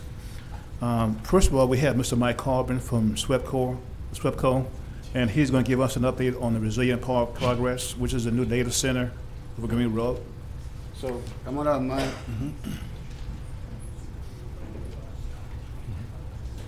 Sorry. Commissioner Epperson? If I may, we want to put up a picture of what Mr. Corbin is going to speak about today. Okay. Suspect. That's the Resilient Technology Park that's located in West Shreveport, West Caddo area, right at the intersection of Industrial Loop, overpasses I-20 and intersects with Greenwood Road. I think it's about a 300-acre site. It's going to be basically technology. It's not going to be smoke and stacks and noise type development out there. And AEP SWEPCO is going to be one of the first tenants within that area, and we're bringing Mr. Corbin down to give us an update as to where we are at this point in time. Thank you, Dr. Wilson. So there's some more people up there. I wasn't selfish. Thank you, Dr. Wilson. Good afternoon, Commissioners. It's always an honor to be in the chamber with you. And thank you, Commissioner Epperson. My work here is done. You've said it all. No, I would be remiss if I did not thank the parish again for their support from day one of this project. This is a very quiet project, but it's a big deal for us. Our parent company, AEP, American Electric Power, has 3 what we call transmission control centers across our service area in the United States. This is the 4th and final transmission control center that we will build. We can control our entire grid from any of these 4 facilities in case of natural disaster or national emergency. So I wanted to give you an update of that today. Building construction is at about 60%. The anticipated move-in date is May of 2024. The operational date will likely be late in 2024 or early in 2025. There's a large amount of specialized equipment that has to be installed, testing that goes with that equipment, and final setup of office space and operational space will happen after that May 2024 move-in date. There are funds budgeted by the city of Shreveport and funds that come from various areas to build the roadway to the project. That is currently, it has been advertised for bid. My understanding is it is either out for bid now or it's about to be out for bid. We anticipate a proceed to work order for the winning contractor on or about August 15th of 2023. Other work that's going on, as Commissioner Epperson mentioned, we chose this location because it could be a technology park, something that Caddo Parish certainly doesn't have and Northwest Louisiana doesn't have. Our facility needs a lot of redundancy. As part of that, We have a dedicated substation on site. That substation will be completed in April of 2024. We also have dual distribution, dual transmission, and dual fiber coming in to the park and to our facility. All that work should be finished by April 2024. What that final statement means about the substation distribution, this is exactly what large data centers are looking for. Very high electrical use, very reliable electrical use. And our friends at NLEP are very actively marketing this industrial park for those type of tenants to come in and fill out the park. And we anticipate, once this infrastructure work is finished, that we'll have some very good interest and probably snare a few clients as well. As it gets a little easier to get into the site, I plan to organize a hard hat tour probably in the fall, and I will let each of you know if you'd like to come out and tour the facility, see what it looks like, and ask any specific questions at that time. Any questions? Any questions, Commissioner Evers? Mr. Corbin, the total cost of the project, the amount of initial job it will create, and the average starting salary? Initially, and this is likely going to grow, we're looking at 20 to 25 jobs that are all in the six-figure range. These are highly qualified, highly trained people that are doing very important tasks. The initial budget was well over $100 million. It continues to grow, as you know, with parish projects coming in by bid. So I'll be able to update that a little later in the year of where we think it's going to end out. Mike, will we be trying to hire from within, or are we bringing people from outside in? It'll be a mix. We're going to offer some jobs to people. Some of this is a transfer of people, so those folks have been offered the opportunity to come down here. We'll also be hiring from within American Electric Power and SWEPCO, and hiring locally as well. Okay, thank you very much. Oh, Commissioner Shaw. Thank you, President. Michael, on that, you mentioned like the dual transition and the dual fibers. Is AEP dropping the fiber, or is it a contractor that's doing everything all at once? We're doing it all. That's cool. Yeah. So are you guys going to lease, it's dark fiber, you guys going to lease out to an ISP? We can. There's different things that we can do. We've got capacity to do that, and have done that in other areas. That's super exciting news, what you just told us. I don't know if a lot of people really heard what you said, but come fall, I'd love to be part of that hard hat tour with the rest of the commission. So Sure. thank you for what you guys are doing for Caddo. Look forward to it. Thank you, President. Anyone else? If not, thank you very much, Mike. Thank you. Okay, Mr. Thank you, Clerk. Mike. I have one more. I'm sorry, Dr. Admin Wilson. still has- Yes, sir. Hey, Commissioners, you know, we just recently completed the redistricting work. Now we have to begin on phase 2 of it. And today I invited Mr. Cedric Floyd of Demographer to come forward and give us an update on where we are regarding to the second phase of the project. We had to go back and look at precincts now to make sure they are properly aligned. So Mr. Floyd is going to explain the process to us as he begins his work. Thank you, Dr. Wilson, and good evening. Data Center LLC. State your name again. Hey, Cedric Floyd, President of Data Center LLC. We'll be working closely with the Clerk of Court, met with him yesterday, and a registered voter to develop a consolidation plan. We will be reviewing all 149 precincts to make sure that it's facilitating voting. We have some precincts, 300 voters, that's below state law, and some precincts above 2,200. So we'll be looking to work with each one of you and with the Board of Election Supervisors to develop a consolidation plan that's going to be consistent with the plan that we adopted. And the state deadline is July the 12th. So we'll be coming back with a ordinance on June 22nd that it has to be adopted. So we'll be working quickly, and you'll get a chance to see the map, see the consolidation, and it will be consistent with all election districts in the parish, state rep, state senate, Betsy, even try to help the city council to facilitate voting and also to reduce as much as possible from the 149 precincts we have. Okay? So you'll be hearing from me, and we'll be coming back with an ordinance by June 22nd. Okay? All right? Thank you very much. Okay, Commissioner Atkins. Hello, Mr. Floyd. Thank you for coming back to town. So I'm going to ask the obvious question. What if we don't like what comes back on June 26th? Well, you will have to approve it.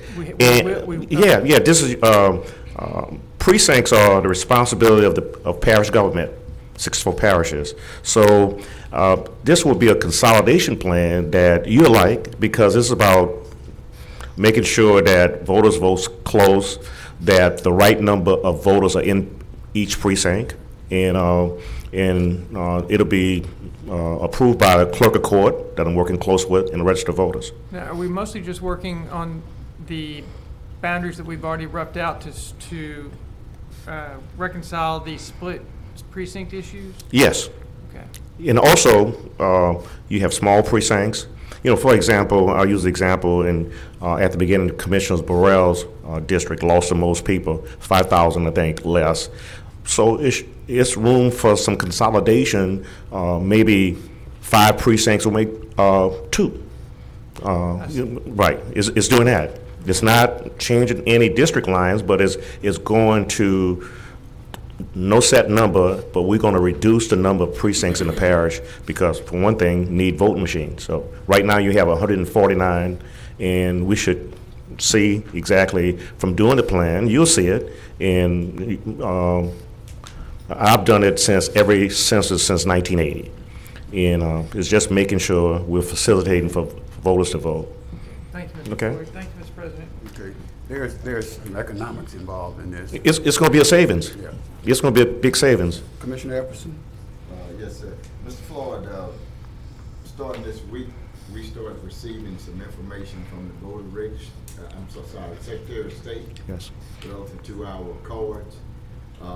Does this reflect the redistricting that we completed to this point in time as to 4 our precincts, or just an initial? Initial, because I got a phone call from the registered voters about a question this week, so they're in the process of implementing the plan. The plan has not been implemented. Okay. Thank you, sir. Okay. Anyone else? Oh, Commissioner Gage Wall. Thank you, Mr. President. One quick question. I know that the cards are being disseminated, but has it been updated on the website, or are you aware of that? Well, your new plan doesn't come into effect to January of 2024. You're going to qualify on a new plan, but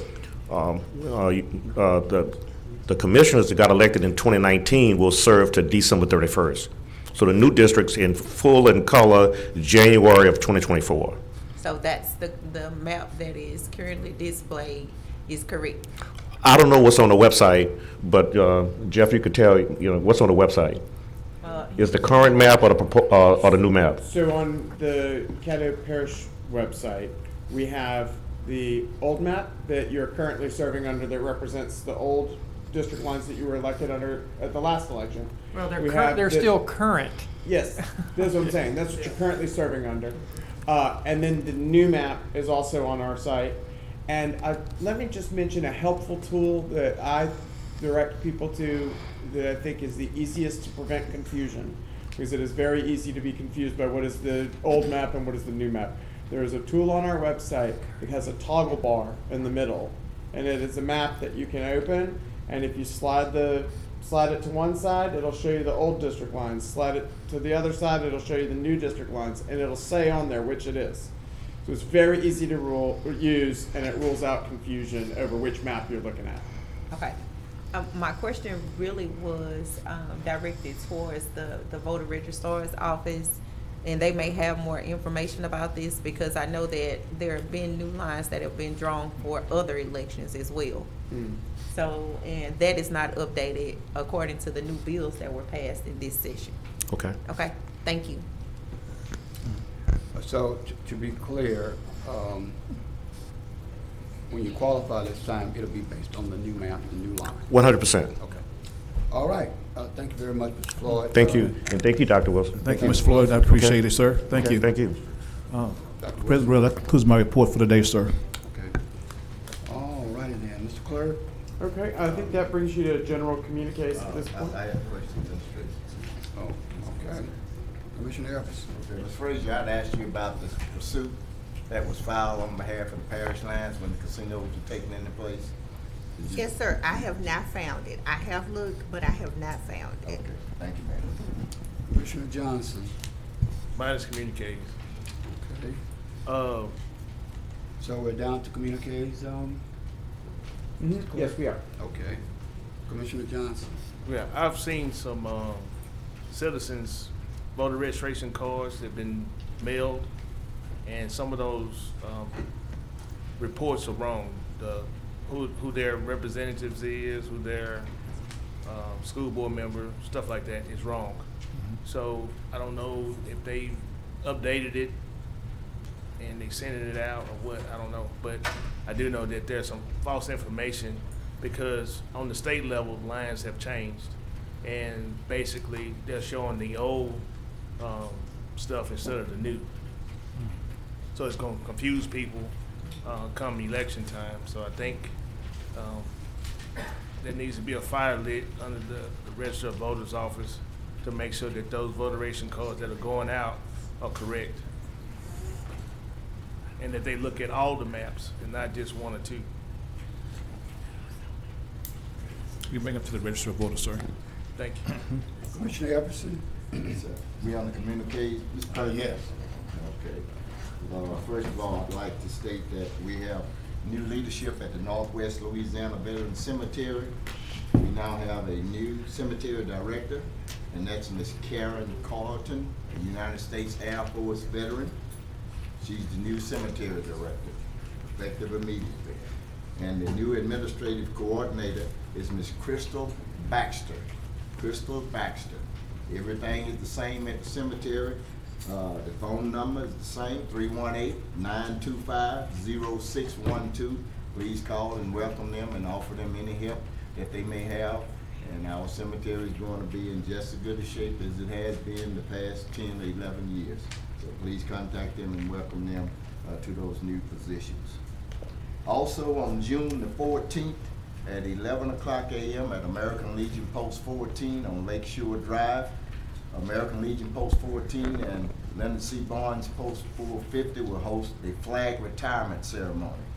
And we know June 14th is recognized as Flag Day in the United States of America. There's a proper way that you should dispose of tattered and worn American flags. Boy Scouts will be out, other American Legion and DAV posts will be out, so please come out and watch that ceremony and learn the proper way to dispose of American flags. Also, just a reminder, we have flag disposal box in the front foyer of Government Plaza. All your worn or tattered flags, bring them in and drop them in those disposal boxes, and we will take them out and we will dispose of them properly. We'll also have a representative there to give nonprofits and church and civic organizations free replacement flags. So you're welcome to come out. The Pines Road Area Business Association, acronym PRAVA Inc., will have their monthly meeting at 6 o'clock p.m. at the Grace Point Church of the Nazarene, 6825 Pines Road. We're in the process now of our annual fan drive to help our senior citizens that have issues with the high electric bills and that can't afford to have fans and things to keep them cool during the hot summer months. If you'd like to donate a fan, please call 318-510-0166. The Veteran Celebration Committee will have its June meeting on June the 21st at 11 o'clock a.m. at the Louisiana State Fairgrounds in the Roundup Room. Nothing has changed since Mr. Giordano is no longer there. We are still working in conjunction with them. You're invited to attend. So we wanted to relay that. And at this time, I'd like to ask Mr. Kelvin Samuels if he would come forward briefly to the podium.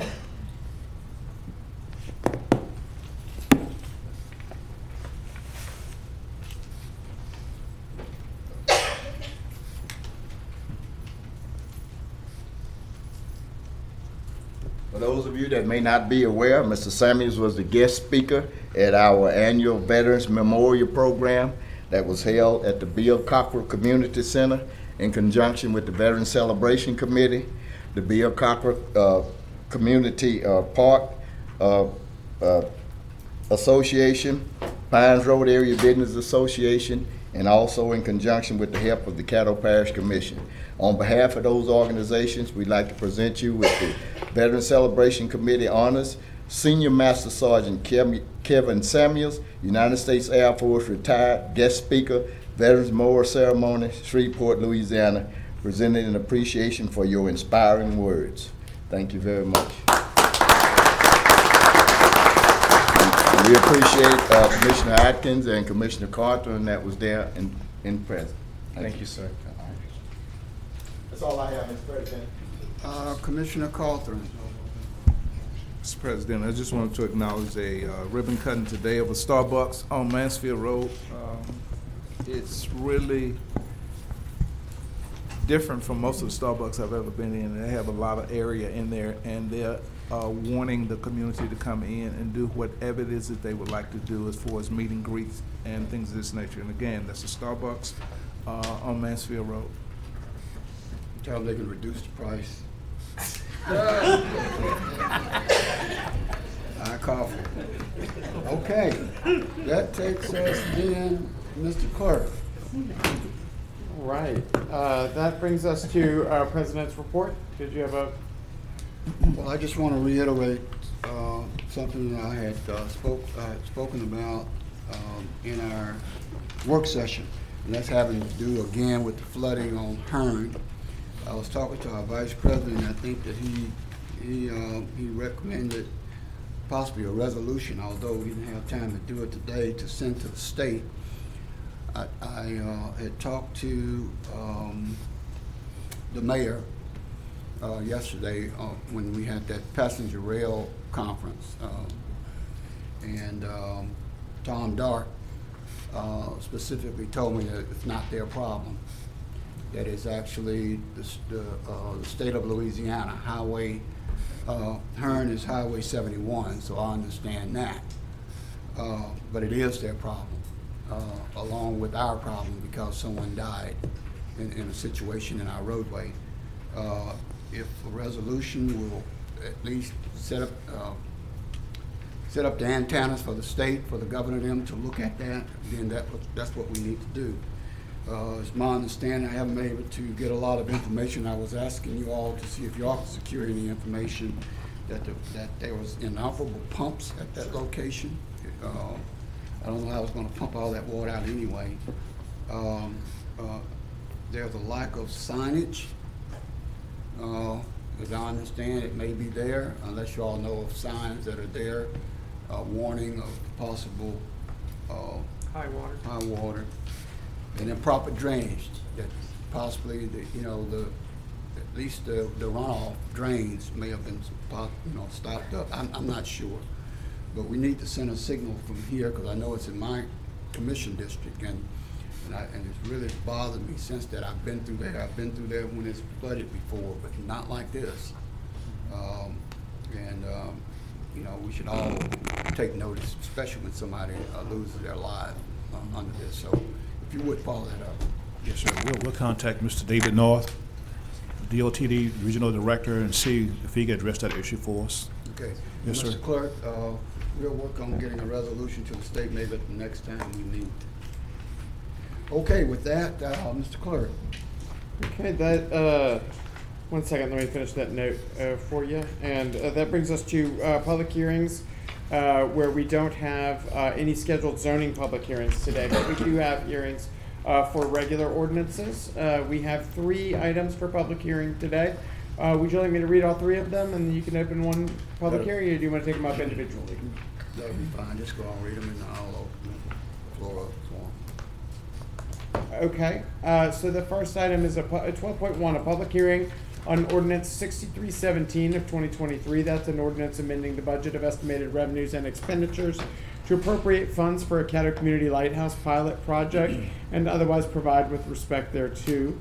The second item is a public hearing for ordinance number 6329 of 2023. That's an ordinance amending the budget of estimated revenues and expenditures for the capital outlay and the oil and gas fund in the amount of $140,000 to provide an appropriation for the rehabilitation of the Village of Austin's water standpipe and otherwise provide with respect thereto. The third item is a public hearing for ordinance 6331 of 2023. That's an ordinance to authorize the purchase of property located at 4862 Dixie Garden Loop Drive and Shreveport, Caddo Parish, Louisiana, and otherwise provide with respect thereto. That is in District 4, by the way.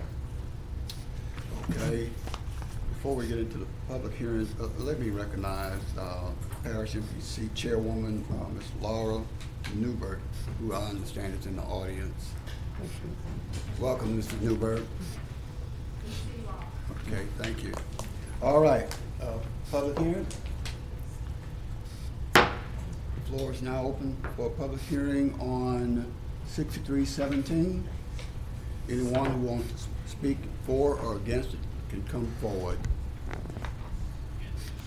Yeah, all three of you. Oh, all three? Okay, the floor is open for public hearing for 6317, 6329, and 6331. So at this time, anyone that wants to speak for or against either one can come forward.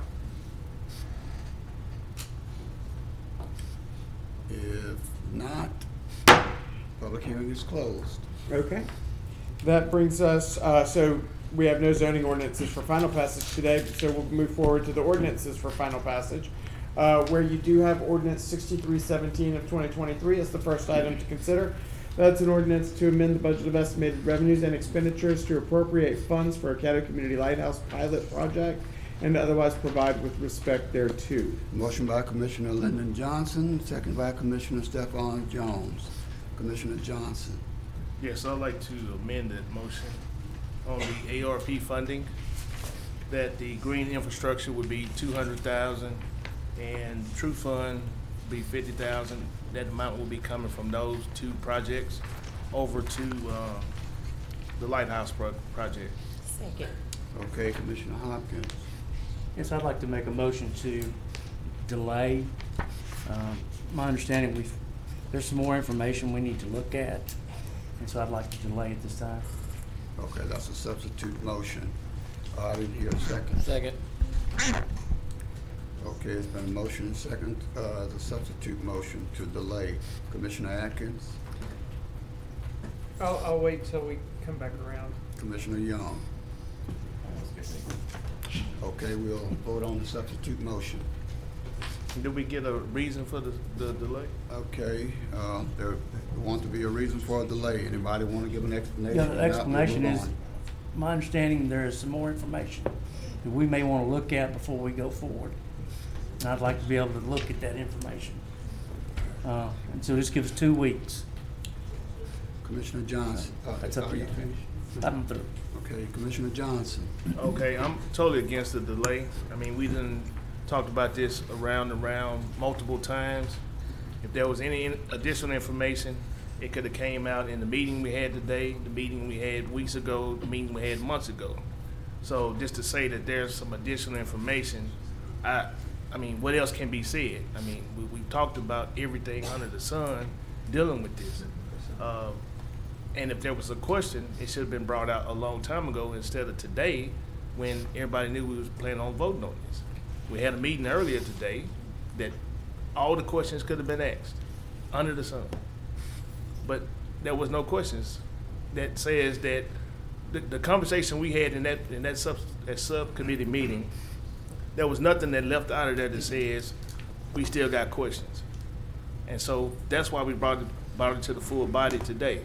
From the last meeting, the only question was how are we going to reallocate money from the ARP fund? So that drove the meeting that we had today. So we hashed out how the $250 was going to be allocated out of the ARP fund. Everything else was taken care of weeks and months ago. And now today, we're going to say, well, let's wait another 2 weeks. I mean, how long are we going to wait? I mean, another 2 weeks, and then in 2 weeks, oh, well, this side over here got something else, additional information from another group, so we'll wait another 2 weeks, and then they'll come back and say, well, Alaska is doing this during the summertime, so let's do this now. Let's delay it for another 2 weeks. That's either vote. Either you like to do the project or you don't. It's just that simple. And quit having all these citizens come down here to voice their opinion about something. Y'all said many weeks and months ago about how the public advisory committees, you put them together, they come back with resolutions and recommendations, and y'all want to follow that. Well, this is a group of citizens from all over Caddo Parish. They've come down with, hey, this is something that we think is needed in Caddo Parish, and now we want to sit here and don't listen to them. I don't really get it, and it's a win-win situation. They're not asking us for the total amount. They even went out and got matching funds from this letter, but then we said that you had to get before you even get the money. So they've been doing what they needed to do in order to get the money, and now we're gonna say no.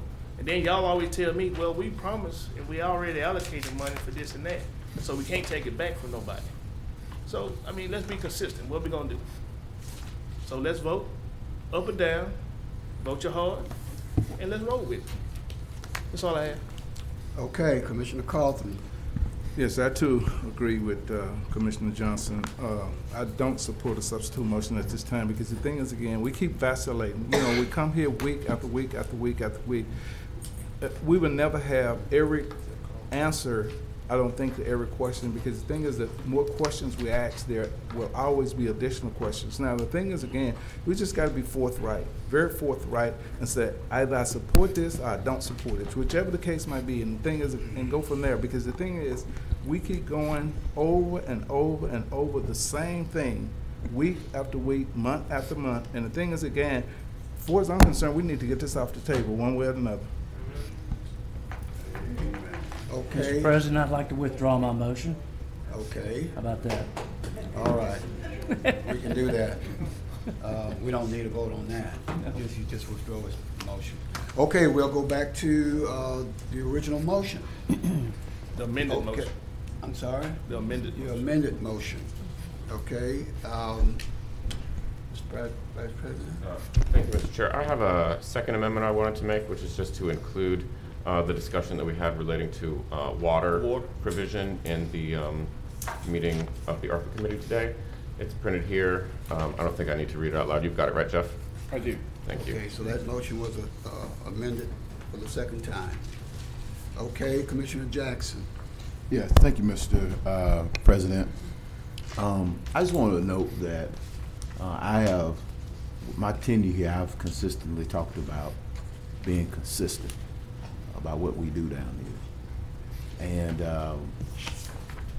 what concerns me sometimes is how we pick and choose. And I think some folks, and I like to pick on John a lot, but John tell you, I'll vote for just about anything down here.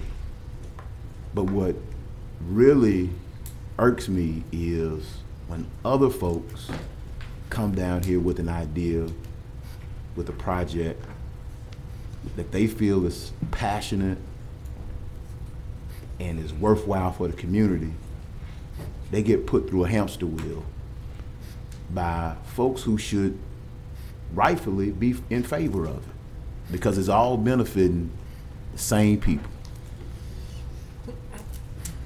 We have to make a conscious effort to stop picking winners and losers. That shouldn't be our job. If it's something that's going to benefit the community, why play around with it?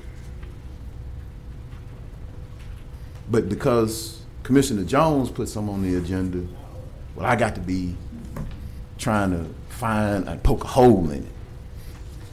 Or because Commissioner Jackson put some on the agenda, I got to go create some hysteria out in the community for it. That shouldn't be the case. And I'm just going to be honest with you, I'm not talking to who y'all think I'm talking to.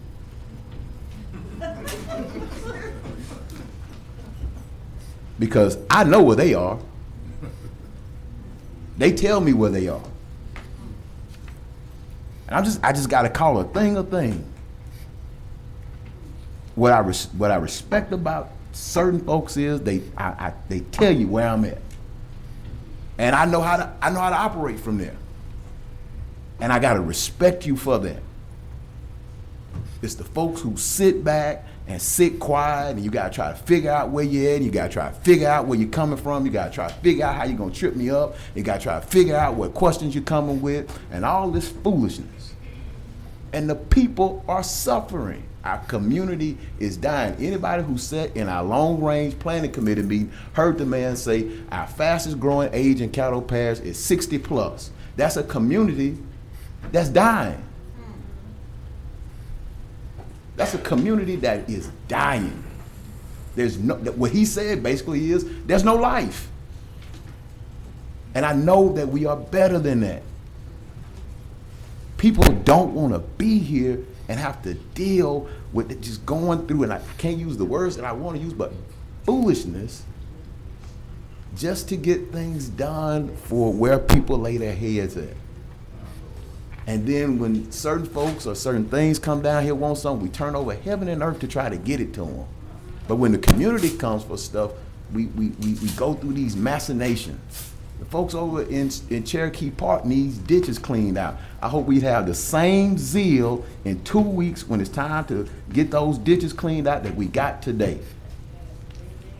And if you're not for it, say I'm not for it. If you're not gonna support it, say I'm not gonna support it. But do not keep doing this. This is hurting this community. It really hurts.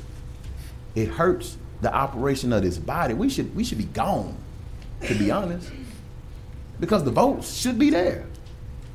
Just calling politics and calling a thing a thing. And a lot of people worked hard to get things in a right posture to be that way. But I keep sensing there's this undertone and undercurrent that takes place here. I want to do what's right for the citizens of Caddo Parish, and I shouldn't have to go call the pastor to turn somebody on and call the neighborhood captain to come sit on the front row and fearmonger you. It shouldn't be that way. It should not be that way. If it's a good idea, it's a good idea. Who cares who thought of it? I had an experiment where I used to ask John Paul and Matt Lynn, put your name on it. Because if Jackson put his name on it, certain people are going to be against it. It should not be that way. And that's all I'm saying, Mr. President. Be fair to everybody. Okay. Thank you, Mr. President. Okay, let's keep our applause. Thank you. With ourselves. Commissioner Atkins. Thank you, Mr. President. Well, I have always aspired to be consistent. There are occasional deviations, but I've tried to be consistently fiscally responsible. And in this particular case, I think this project is not fiscally responsible. Let me say I respect the service mission of the project, and I respect the people that are presenting the project, but I don't respect the fiscal return of the project. To me, the mission could be met at 1/10 of the price if we weren't pursuing the solar route. I mean, to me, a couple of natural gas generators could get this job done, and it could get it done if at 1/10 of the cost. But that being said, that's why I'm voting against it, because I think it is a poor allocation of resources, be they parish resources or federal resources. But I respect the people that have presented it, and I respect the desire of those people to serve others, but I can't vote for a fiscally irresponsible project. Thank you, Mr. President. Commissioner Jones. Call for the question. Second. Okay, let's vote on call for the question. Okay, a motion by Commissioner Jones, and who seconded that call for the question? Or did we go? That was me. I'm sorry, that was me. Who seconded? Jackson. Okay. All right, let's vote. Mr. Clerk, are you ready? I believe so. Sorry, 1 second. Our assistant clerk just ran out of the room right when. Caught it between moments. Let me just make sure. And this is a vote on the call for the question. Call right? for the question. Can I do it as a voice vote? That might be a little faster. Okay. All in favor, call. Roll call. Okay. Yeah, has to be a roll call. Okay. Commissioner Hopkins. Yes. Commissioner Johnson. Yes. Commissioner Jackson. Yes. Commissioner Young. No. Commissioner Burrell. Yes. Commissioner Jones. Yes. Commissioner Didwat. No. Commissioner Cochran. Yes. Commissioner Atkins. Yes. Commissioner Chavez. No. Commissioner Lazarus. Yes. And Commissioner Epperson. Yes. Okay. I'm That does carry. Well, switch me to a no. Okay, then it doesn't carry. If y'all want to talk. All right, Commissioner, okay, the call for the question failed, so we go back into discussion. Commissioner Jones, he ran out too. Okay, Commissioner Young. Thank you, Mr. President. I just wanted to express why I think this is a wise investment. One of the things that you want to do when you have extra money, and the parish does have extra money because we had an enormous windfall from the Haynesville Shale a long time ago. We had a big cash dump from the American Rescue Plan Act, for which we allocated some money for green infrastructure, which I have encouraged us to use for this project instead, although it incorporates some green infrastructure. One of the things you want to do when you have extra money is to leverage those resources to get more benefit than you can actually buy. This one has already got us, for Caddo Parish, another $500,000. So what's irresponsible about that? I can't find it. If there is another set of emergency hubs that comes in through state directed federal dollars, that'll be an even bigger leverage, perhaps 20 to 1. 20 to 1 is an investment better than anyone can make on the market in any type of investment. It's important for us to make long-term investments, especially for critical needs that we have to have in our community. One of those critical needs, to an extent, is electricity. But people don't have to have electricity to live. It is a luxury on which we have come to depend heavily. What we really must have is water. And in the last 4 years, our water system has failed twice. And before that, it had not failed. We are all on notice that our water system is going to fail again. Every one of us. And I have said ever since I started making speeches in public that we needed to have backup water systems because our water system was not reliable and it did not depend on our most available resource, which is our rain. When we had our first failure of our water system, people on Facebook said to me, John Paul Young, where is our water? You said we were going to have a backup water system. And I said, I've only been doing this a few months and it's not around yet. I'm sorry. But this is an opportunity that was brought to us to have the pilot projects for backup water systems for a critical life necessity for our people. That's why I've pushed from it from our very first conversation. I'm the first commissioner who had a conversation about this project with these folks out here at the Highland Center. In my neighborhood, an extremely diverse and dedicated group of people who serve others as if they were imitating Christ. And I cannot make a bigger compliment than that. Second, well, that's probably fourth now. Fourth, our parish needs to lead the way to do everything that we can for our people when they need it. This is an easy opportunity for us. We hardly had to do any homework. All we had to do was look around and find the money and pressure other people to do the work. I'm proud of the citizens who brought us this project. I'm proud of their flexibility. I'm proud of their industriousness in finding a match already.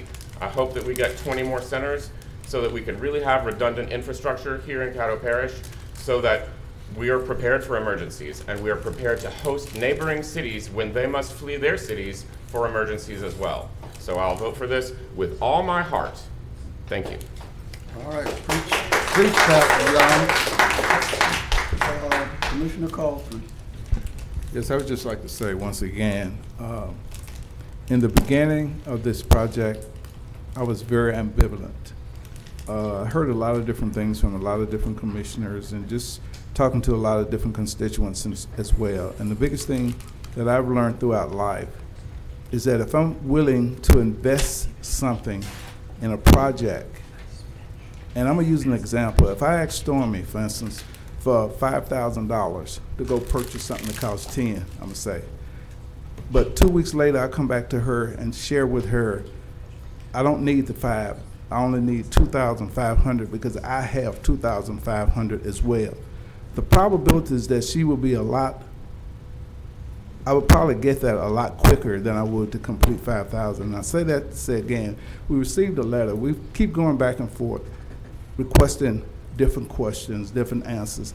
You know, we got a match from somewhere. We have a letter that guaranteed that going forward. And the thing is, again, even with that, and one of the things I always sit here and think about is that if it helps one person, if it keeps one person alive, it's worth that to me. Thank you. Okay, Commissioner Jones. I'm not gonna call for the question because I understand others would like to have a discussion. But a postponement was withdrawn, which means at least one commissioner is willing to go ahead and vote for this today. And it's really simple. You either support the project or you do not support the project. When it comes up on our tablet, you vote yes, nay, or abstain with a reason to abstain. We've got to get out of the practice of prolonging things that don't need to be prolonged. It's a waste of time. Like, it's almost 5:30. I'm pretty sure most of these citizens would rather move on and get some other stuff done. We've known for weeks, we've had an opportunity, and I wasn't on board at first, I'll be honest with you, but I had to get an understanding of what was going on, be educated, and I've spoken with some of my colleagues about this. If something is for the community, we've seen how our parish and our largest municipality, Shreveport, has suffered countless times under natural disasters, and how people have had to go without. And I just don't understand the heart of some people to want to just keep playing. To me, we play a lot of games down here. For whatever reason, we either gonna vote for this or we not. That's all we really should be discussing, is this project. And if you're not gonna discuss this project, then we just need to vote and move on to the next thing on the agenda. That's how I feel about it. I feel like that's just a practice too much from my short tenure here, that if I'm not gonna have my way, I'm gonna play some type of game. We too grown for that.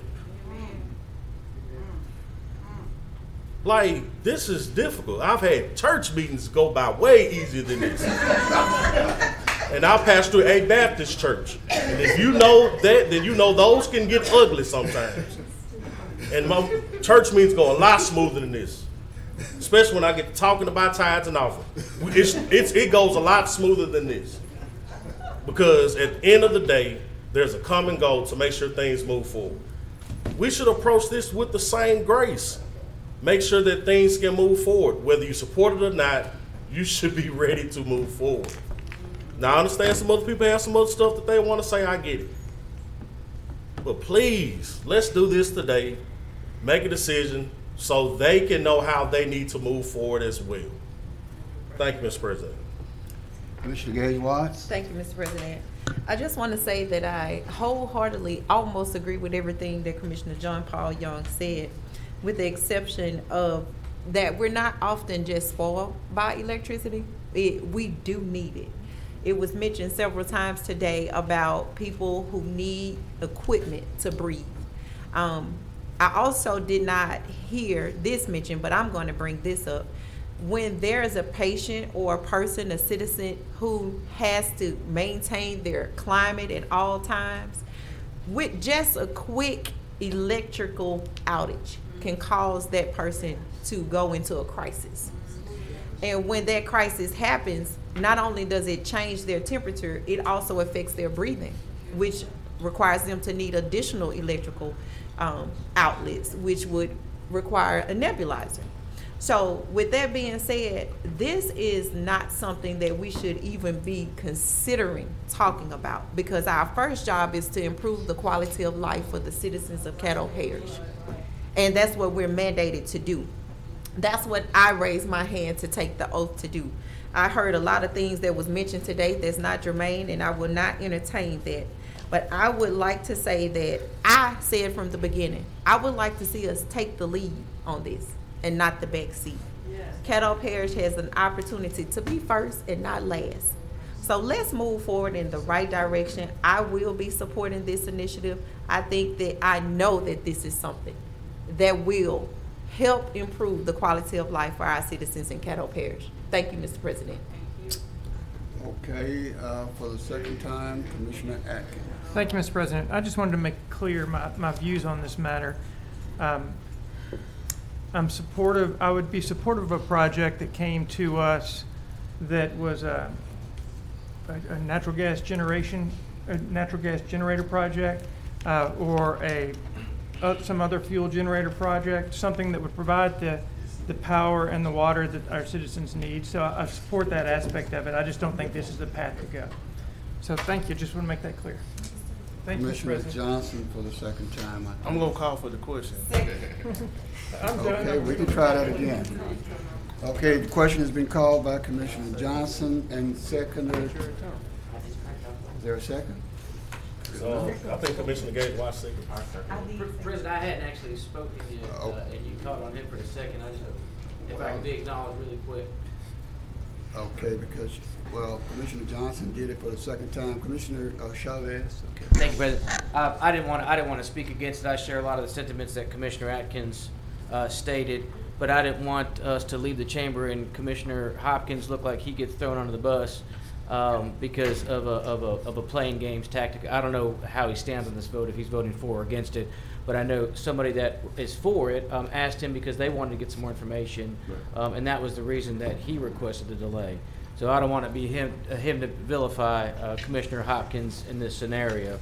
So I think he was just doing that as a favor for somebody that has vocally been for this, but was wanting to gather more information. So that's all, President. Okay, since Commissioner Johnson is out, I just make my statement. I normally don't, some people ask, well, why aren't you in the fray? Why aren't you in the argument? I don't argue. I try to mediate the people who are here. That's my job as president.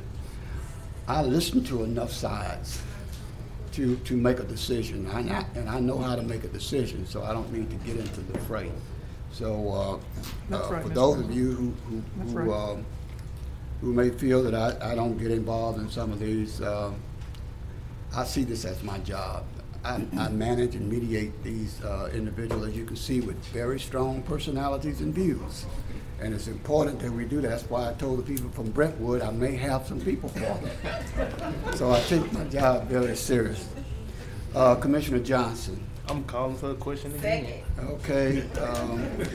One didn't get to Call speak. for the question. I'm sorry. I was the only one that didn't get to speak. I thought you spoke earlier. No, That was on his motion. Commissioner Hopkins. Okay. I've been very upfront with the group. I've met with them. I don't support the 500,000. The 250,000 coming from ARP, that's more palatable to me. I don't see the return that they see. I'm sorry, I just don't see it. But I've been very upfront the whole time of what my stance was on this. So I would love to tell you, yes, I support this 100%, but I can't do it just based on, and I would like some more information. And I know we could go on forever. We could. So let's vote. But I've never changed my stance. So, and I'm still it'll be a calling no for the today. question. Thank you. Okay, the question has been called for. Question, it was seconded by Commissioner Gage Watts. Let's vote on call for the question. There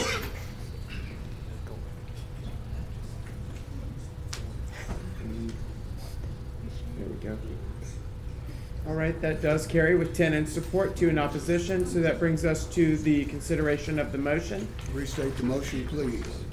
Yes, this is a motion to amend and adopt this ordinance 6317, and it would amend it to receive a portion of the funds from the American Rescue Plan funds. 200,000 of that would come from the green infrastructure, and 50,000 of that would come from True Fund. And then it also adds some language pertaining to requirements related to a backup water system. Okay, you've heard the motion, let's vote. Is this to amend and adopt or to? Amend and adopt. Amend and adopt. Let's vote.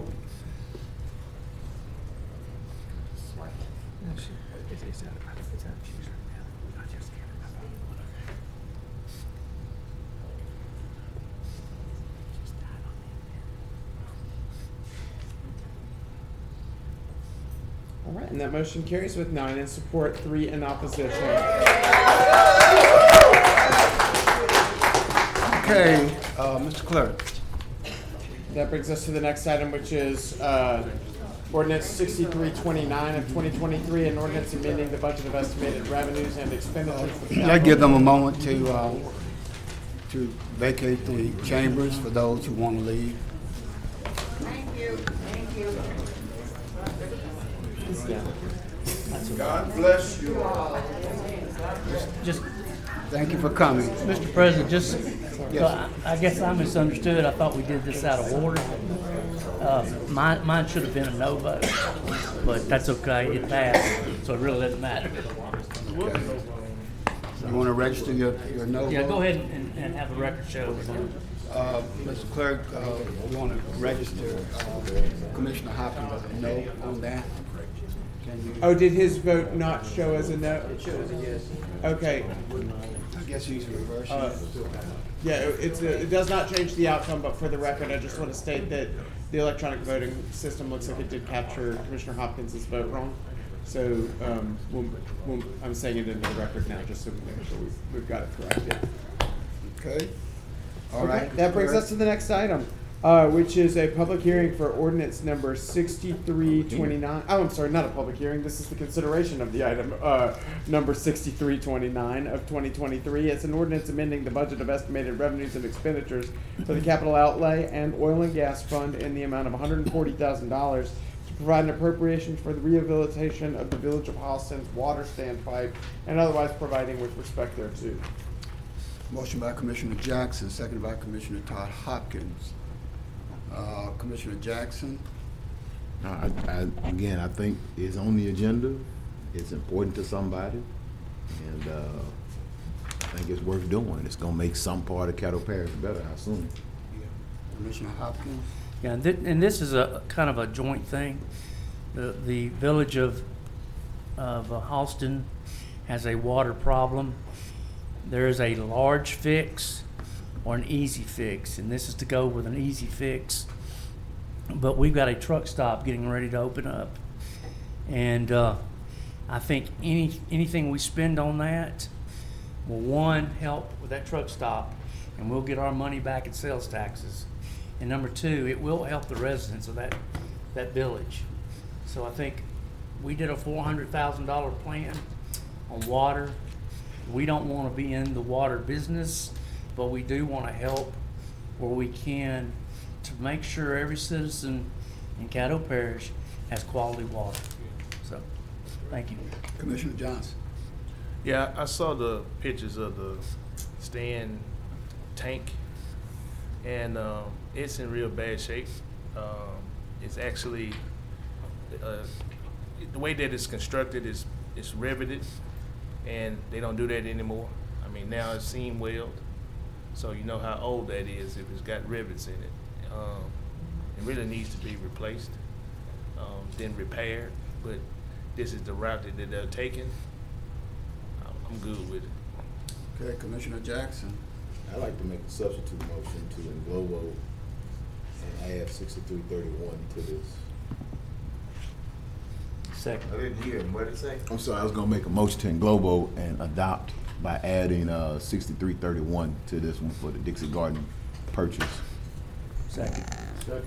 Okay, it's been motioned by Commissioner Jackson and seconded by, I don't see it on the board, Commissioner Hopkins. All right, we can vote.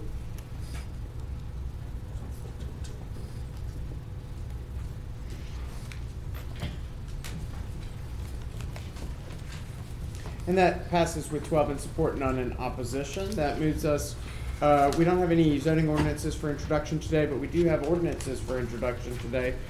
We have a number of them, and I'll begin with the introduction of Ordinance 6332 of 2023. That's an ordinance setting the parish millage for the purpose of paying principal and interest due in 2023 on outstanding parish bond issues, and to instruct the assessor to include said millage on the tax roll of the parish of Caddo for the year 2023, and otherwise provide with respect thereto. The next item is the introduction of Ordinance 6333 of 2023. That's an ordinance to adopt the values fixed or to be fixed by the Louisiana Tax Commission on all assessments for railways and other public service corporations, and to instruct the assessor to extend such assessments and values on the tax roll of the parish of Caddo for the year 2023, and otherwise provide with respect thereto. The next item being the introduction of Ordinance 6334 of 2023. That's an ordinance to set the general purpose and special purpose millages, providing for millage rate adjustments as allowed by Article 7, Section 23 of the Louisiana Constitution of 1974 and Louisiana Revised Statutes 47:1705B, levying and imposing taxes and assessments for 2023 on all the property subject to taxation in the parish of Caddo, and otherwise provide with respect thereto. Finally, we have, I'm sorry, I think we may have two more. But the next one is an introduction of Ordinance 6335 of 2023, an ordinance to set the 2023 assessment for property classified as timberlands as 8 cents per acre. There's an annual tax of 8 cents per acre on each acre of timberland in the state of Louisiana, to be paid by the owners, known as a forest protection tax. This tax is in addition to the assessment of timberland as its use value. The commission must adopt an ordinance each year to set the forest protection tax at 8 cents per acre. The revenue from this tax is remitted to the Louisiana Forestry Commission. And that is the final item that we have for introduction today. The next item that we have on the agenda is the consideration of adopting your work session minutes from your June 5th work. Okay, there was motion on, motion by Commissioner Jones and second by Commissioner Gage Watts. Commissioner Jones? No, sir. Commissioner Epperson, your name is on here. Okay, Ms. Watts? Ms. Watts? Okay, let's vote.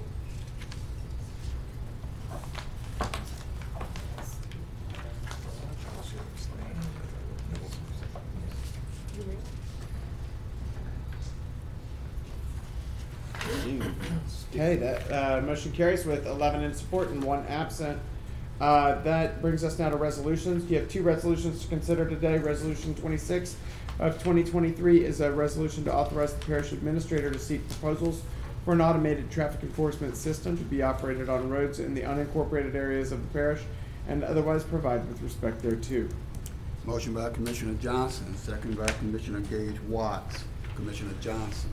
I'd like to englobo resolution 26 and 27.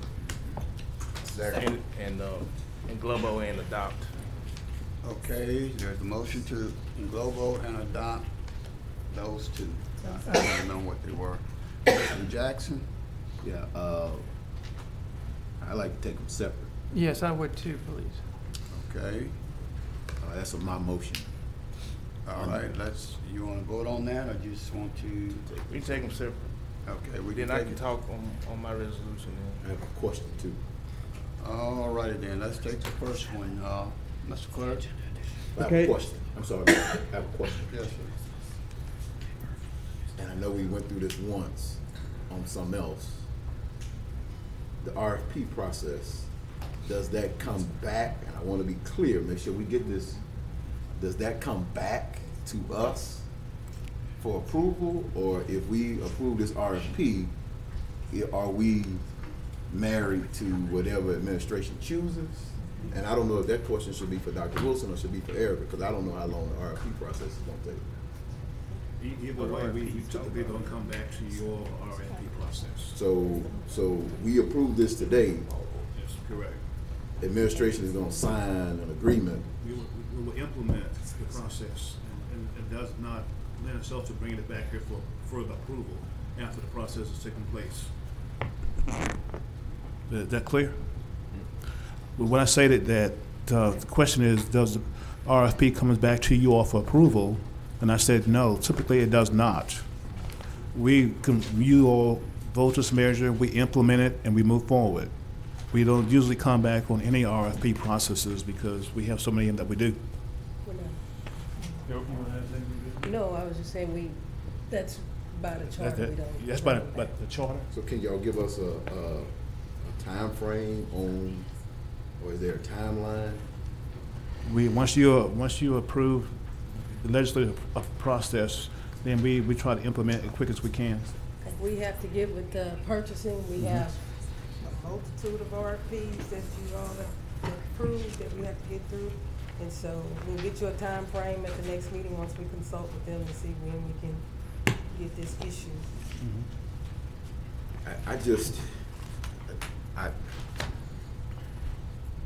The city of Shreveport has taken a beating over this stuff. And I ain't necessarily married to this idea or sold on this idea that traffic enforcement or these automated systems is the way to go. But I don't know. And I hope whatever issue that y'all do, whatever it is, because I don't do no driving much out in the unincorporated areas. I don't go out there as much. And so I hope whatever process is put in place, one, I hope to appeal it, and I'm putting this on the record for a reason. I hope to appeal it, there's not a cost to appeal it. I see. That almost seems like a debtor's court to me. Is that you gotta pay to appeal. And so whatever the city of Shreveport's process is, I hope we would do something totally different from what that process is, because I just believe it is flawed. I believe in, I don't know. There's some issues with theirs, particularly in the school zones. When schools are not in, people still see lights flashing. And I just really believe that the citizens are going to take their frustration out at the ballot box if that thing's become a serious issue. And so I just want us to kind of keep that in mind. I think that frustration is going to be taken out at the ballot box. And I hope that there would be some language that would give us who would be responsible for pausing this if we decide to pause. Would that be an administrative decision or would that be a commission decision? You can always undo any legislation that you bring. You can always undo your legislation. But it's just see, that's what I'm saying. This is just an RFP. And so this doesn't talk about process. That's what I'm saying. Does it come back to us? Because their only thing to undo here would be the RFP. So the RFP and which company we choose was not come back to commission, but we would come back to the commission and communicate with you what we would plan on implementing, the cost, the appeal process, all those things. We wouldn't just put that in place without at least communicating that to the commission. So we wouldn't, I'm sorry, and I got you, so we wouldn't approve the fee structure for the fine? You would have to approve the fees. So that's gonna come back to the commission? Yeah. That's what I'm saying. I think we need to get some clarity on what's gonna happen after this happens. Yeah, any fees have to be approved by the commission. We can't just implement a fee. What we would be doing with the RFP is choosing the vendor. Right. Not the total policies of the program itself. Right. Thank you, Mr. President. The one we speaking on now? Thank you, Mr. President. Okay, Commissioner Johnson. Thank you, Mr. Commissioner President. Atkins. I'm gonna bring Mr. Shelby up to answer some questions that I know is brewing in some of y'all's minds. In front of you, you have two of the handheld cameras that their company uses on the roadways. It's not automated like the one that the city is using. It's like comparing apple to oranges. This one will have human intervention in there. The human will actually utilize the radar guns to aim at the cars. If the car is speeding, the camera would catch that and send them something. There's no red lights that come on, blue lights that come on. It's just a person sitting on the side of the road shooting radar. Mr. Sharpie, you. Okay. I'm using my 7 minutes to ask questions. Okay then. All right. Well, I mean, we're addressing him at this point. I was in my 7 minutes. You using some of my time. Okay. Okay. So, can you give us a brief on the cameras and what do they actually do? Yes, sir. That makes this one unique. Yes, sir. We have 2 cameras that are Mr. present in. State, I'm trying to get some order here. Just state your name for the record. Russell Sarpy, owner of Emergent Enforcement Solutions, retired police officer from state of Louisiana. What you see in front of you are 2 LiDAR cameras. The one on this side is a LiDAR camera that's been around for a long time. It's a LiDAR system that measures speed on vehicles, and at the same time, it captures video footage of the violation itself. The camera that you see on this side is a more sophisticated camera. We're the only company in the United States that's working with this particular vendor that has had this camera for 5 months and have been working out things with this camera to make it suitable to put it in an enforcement environment. That particular camera has license plate reader technology, which is one of the most sought out after things for law enforcement in order to solve crime, identify crime, make arrests, seize stolen vehicles. It has LPR that is connected to the state BOLO, so it's a huge asset in that it costs millions of dollars to go out and put infrastructure in place that allows you to be able to monitor vehicle traffic on the roadways. This particular camera allows you to be anywhere at any time on any particular roadway, and you're actually monitoring license plate data that it's capturing. Both cameras only capture what you guys decide that will be captured, meaning that whatever speed zones in the unincorporated areas of the parish that we're enforcing, you set thresholds for that, meaning that DOTD regulates it so that you can't go below that threshold, but you can go above the threshold. And so in saying that, you know, when we're out there doing traffic enforcement for the municipalities that we currently provide, we're actually capturing speed violations of individuals that are excessively speeding. So I don't, you know, there's a big misconception about this technology as it relates to red light cameras, old technology that was deployed, you know, 10 or 15 years ago. This technology is deployed in a manner that you see fit, that you control, and what Mr. Jackson was talking about, he's right on the money. You set the due process. You set the standards. We provide you the infrastructure in place that allows you to be able to manage this in a way that you want to manage it. And so that's what we provide to you guys, and we provide that at no cost. Second of all, you did a trial run on a couple of roads in Caddo Parish. Can you let the commissioners know how bad the traffic count was on overspeeding? Yes, sir. The first speed study we done was in the unincorporated areas of Highway 79 in the Bethany, Louisiana area. There was 27,000 vehicles that was captured through radar that were doing 10 miles over the posted speed limit. That was a 54% capture rate of vehicles traveling in excess of 10 miles per hour in a 45 mile an hour speed zone on that roadway. That is by far the highest percentage of speed capture rate above 10 miles per hour that we have done, and I've done probably hundreds or several hundreds of speed radar locations to get this assessment on particular traffic flow coming through a jurisdiction, and that is by far the highest number. By far. What would have been the dollar amount equated to that. Yeah, and so, yes, sir. So, and look, we're talking about public safety here, right? We're talking about a duty of care, which I sat here all day and heard you guys discuss this and talk about it, and being innovative and, you know, being the first and, you know, knowing to move forward. First of all, I'm not asking you guys for no contract. I'm sitting here asking you to pilot the technology and be innovative, right? So, just if we would have reduced that amount of speeding by 50%, which is public safety, right? We would want to be able to reduce speeding, not just go out and collect revenue from all these people that are coming through there, but to actually reduce the speeding and have an impact. With the 50% reduction in that particular location, that one location, you would have netted $950,000 in the first month. Thank you. Now, move to extend my time another 7 minutes. Second.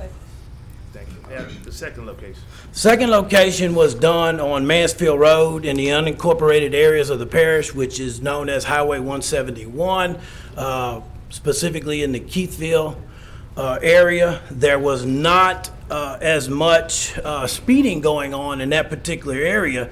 The traffic flow count was shortly lower than the count, which was mind-boggling to me, that happened in the Bethany area on Highway 79. You had 41,000 vehicles on Mansfield Road that came through the radar detection, and actually on 79 you had 50,000 vehicles. But you had about a 9% or 10% showing of the excessive speeding going on Mansfield Road. Now, what's unique about that is when we deployed the speed study device out there, it was during the rain season where it rained the entire week on Mansfield Road. So I can honestly sit here and tell you that if I went out there and did the speed study again, it's going to be much larger than 10%.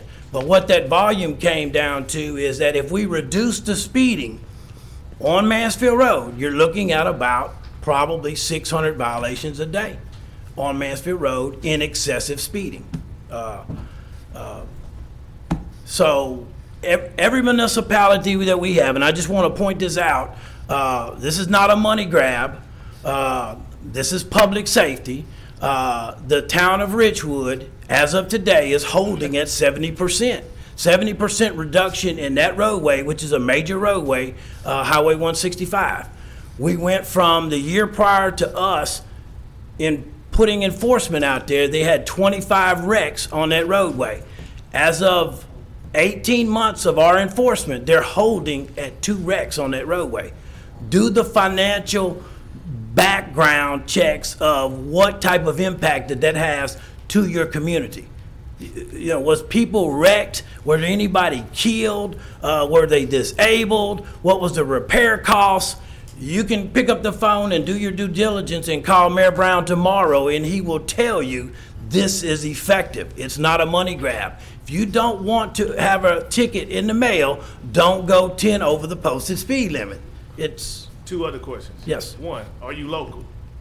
Yeah, first of all, I'm a resident of DeSoto Parish, and our office is actually here in Shreveport, and we are local. Second, is there an appeal process? Yes, sir, it is.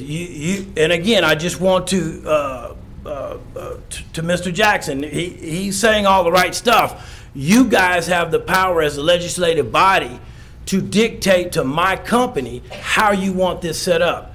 There is no agency or municipality on our services that does not have a civil administrative hearing officer that is appointed by the municipality to give the due process to the individuals that want to contest the citations.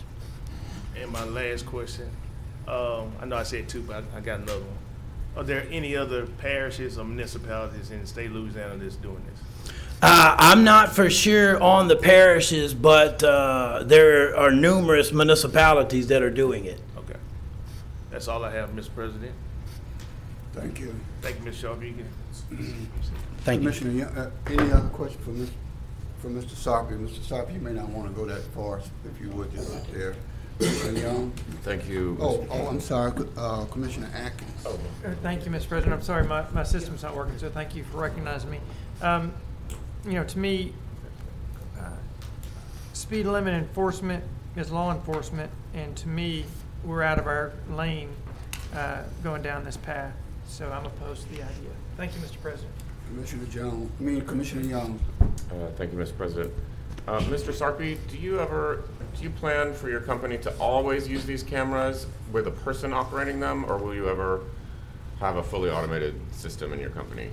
Well, our system is fully automated from the point in which after the officer docks the camera, then it's automated. Our partners are DataMax, which is an automated, that is the switch connection for the state of Louisiana. So we have a lot of automations built in there after that happens. But we consider this version of our deployment is the on-ramp to identifying where there's locations that should require other types of advanced resources to help law enforcement, as a fixed pole, as a trailer, as a van. There's other technologies that cost way more than this type of deployment strategy, but this is something that can get you acclimated and show you as an on-ramp to go to other technologies that can be more of an impact than what this could be.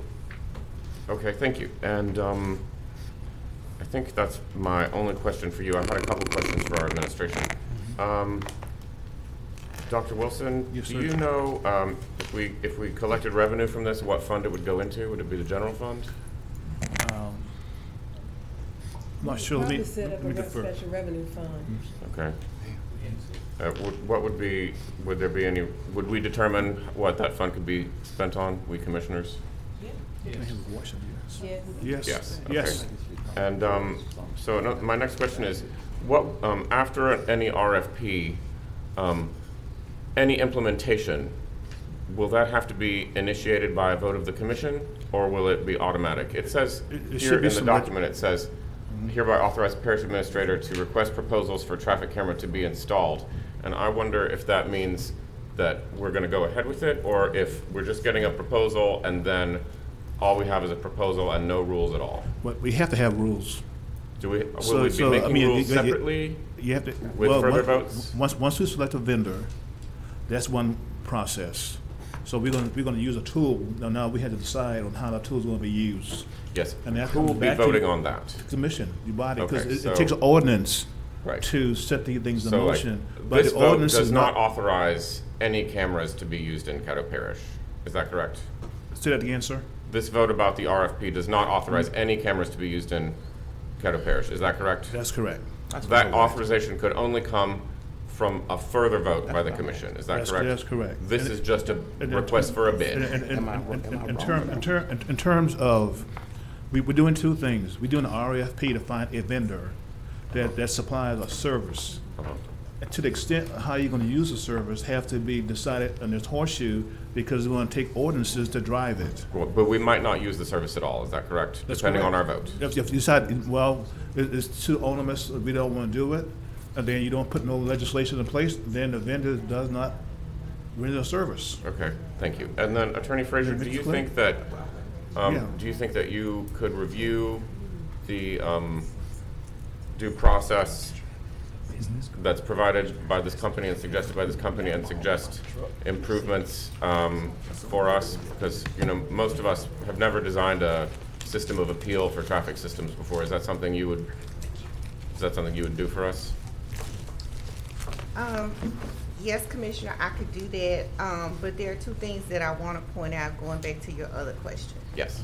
The first one is, once the RFP is issued, basically by this resolution, you all would be voting to give your consent for the administration to implement a traffic program. You already have speed limits, and there are state speed limits in place, but you already have posted speed limits would be what's driving your program. Basically, what a vendor will do will come back and tell you what they will charge to administer the program and what fee structure they will have that will cover your costs. When it comes back, what you will be voting on is you have to adopt fees.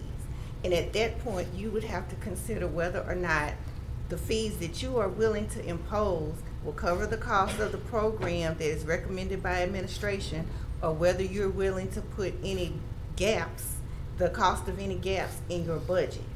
It gets stopped by if whether or not you would adopt the fees and whether or not the parish would have to pick up any of the costs.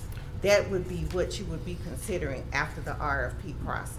That sounds different from the answer that Dr. Wilson gave to me. It sounds like he said we were just getting a bid and then we would vote on whether or not to use this company at all. What he's saying is you have to have ordinances to drive the process. What I'm telling you is you actually have the ordinances in place regarding the speed. The ordinances that you would have to come back to consider that would drive the process would be whether or not there is a gap in the cost. So if we decided not to put up fees, would we still be using a company depending on the vote today? If you decided that you weren't going to have fees, it's my understanding, or I would anticipate that unless administration was willing to or had a plan for this in the budget, that they would then not move forward because the cost would not be covered. Okay, I think I understand a little better. Thank you. That's all. Okay, Commissioner Jones. Call for the question. Second. Okay. It's been a call for the question. Let's vote on the call for the question. By Commissioner Jones and seconded by Commissioner Atkins. Okay. Vote on call for the question, Mr. Clerk. Okay. Let's vote.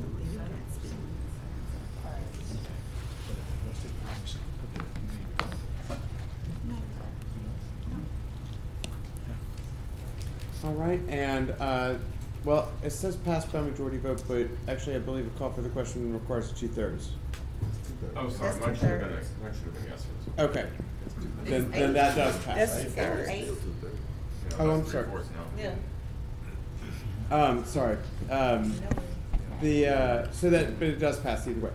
Okay. And so that brings us to the question at hand, which is to adopt Resolution 26 of 2023. Let's vote.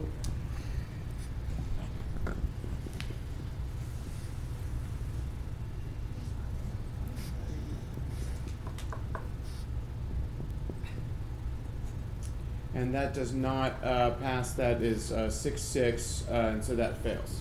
That brings us to Resolution 27 of 2023, which was added to your agenda today. Thank you. Thank you. And Resolution 27 was a resolution urging Governor John Bell Edwards' administration, Division of Administration, to include as a basis of award for contracts on the Northwest Louisiana State Building Project the utilization of local and minority businesses and otherwise providing with respect thereto. Motion by Commissioner Jackson, second by Commissioner Jones. Commissioner Jackson? Yes, I received an email, and I'm not sure if anybody else received an email from Mr. Christopher Cole, who is the architect and engineering firm that is leading the efforts on the state building in downtown. What they are pressing the governor on right now is a requirement or language in the RFP process for the actual general contracting process, the building, those kind of things, to include local minority participation. Right now, there is no requirement, there is no language for that. I think any construction project we have done, I hope we added it in that solar thing, because I thought we discussed it, but any of those things, we have always required when we've done capital improvements. Locally, we've encouraged and required local minority participation, because that's, to be honest, that's the only way we're going to recycle the dollar in our community. That's how we grow organically our community. And so that's going to be a huge investment, huge infusion of stimuli to our economy. And so I'd love to see, local fire suppression system, local concrete, local glass, local everything, if they can source it, because it is a huge building.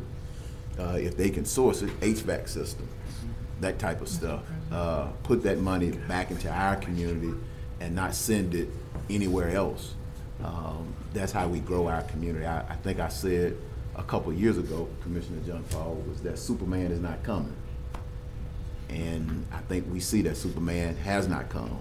And the way that we can grow our economy is through these projects that we have and making sure that we are intentional about giving local minority opportunities. I'll quote Maynard Jackson, the late Maynard Jackson, who was the mayor of Atlanta when the Hartsfield-Jackson Airport was built. He said, weeds will grow in this airfield if minorities and locals, but local minorities specifically, do not get an opportunity to participate. And that was what many historians believe is what turned the city of Atlanta around into the place that it is today, giving local minorities an opportunity to have full participation in that process. And so I would hope that the governor would hear that. And again, I'm for everything that is local. So thank you, Mr. President. Commissioner Atkins? Thank you, Mr. President. I just want to make sure we all are hearing the same thing. Commissioner Jackson mentioned local contractors and minority contractors. Both. Local and minority. All and above. Okay. Yes, sir. Thank you, Mr. President. Okay. Let's vote. Oh, Commissioner Lazarus. Yes, my question, this says that Mr. Young is the author of this. Is that correct? He sponsored it. He's not the author. Yes. Okay, well, and something here about, something here about juvenile. Okay. My question is, why is, I understand we're talking about local participation and minority participation. My question is this paragraph about the city of Shreveport and Caddo Parish Sheriff receiving CARES Act disbursement. Can somebody explain to me the relevance of that? Yeah, I think that may be an error. That looks like a typo. Yeah. I'll amend my motion to amend that out and adopt it. Okay, thank you. I saw it too. Thank you. Thank you. Okay, what is the motion now? 2, 3, 4. That's at the top. To adopt Resolution 27 with striking the language in which paragraph is that? It's the fourth whereas. Fourth whereas. Yeah. Okay, let's vote. Yeah. Thank you, Commissioner Lazarus.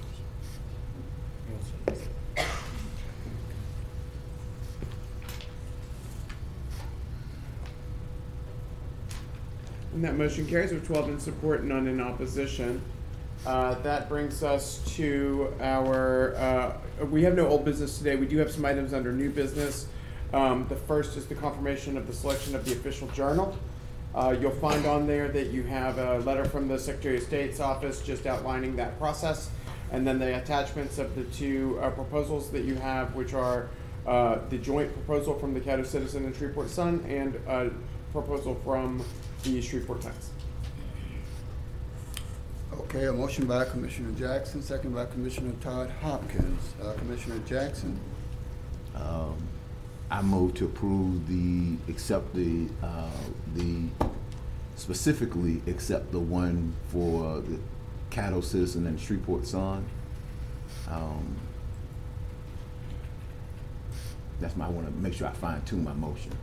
So I want to make sure Is that a substitute motion? Because I thought it was both. Not necessarily. Okay, Mr. Clerk, how you read that? So I believe that would be select the Caddo Citizen Shreveport Sun joint application as the official journal for the calendar year of July 1, 2023 to June 30th, 2024. Is that correct? Yes. Could I be on the board, please, sir? Commissioner Atkins. Thank you, Mr. President. I'd like to make an alternate motion that the Shreveport Times be considered as the official journal of the Parish of Caddo. Is that a substitute motion? You said alternative. Yes, a substitute. Substitute motion. So we'll vote on the substitute motion first, or is that amended? It's substitute motion. Okay, the substitute motion then. We'll vote on the substitute motion by Commissioner Atkins and seconded by Commissioner John Paul Young. Okay. So just to restate, this is a substitute motion from Commissioner Atkins, seconded by Commissioner Young. This is to confirm the Shreveport Times as the official journal. That's correct. Commissioner Chavez. Thank you, President. Dr. Wilson. Yes, sir. I'm looking at one, I guess, bid, for lack of a better term, has a pricing model, and the other one does not. What can we look at for the previous year at our expense with the current journal? What was our cost? Do we know?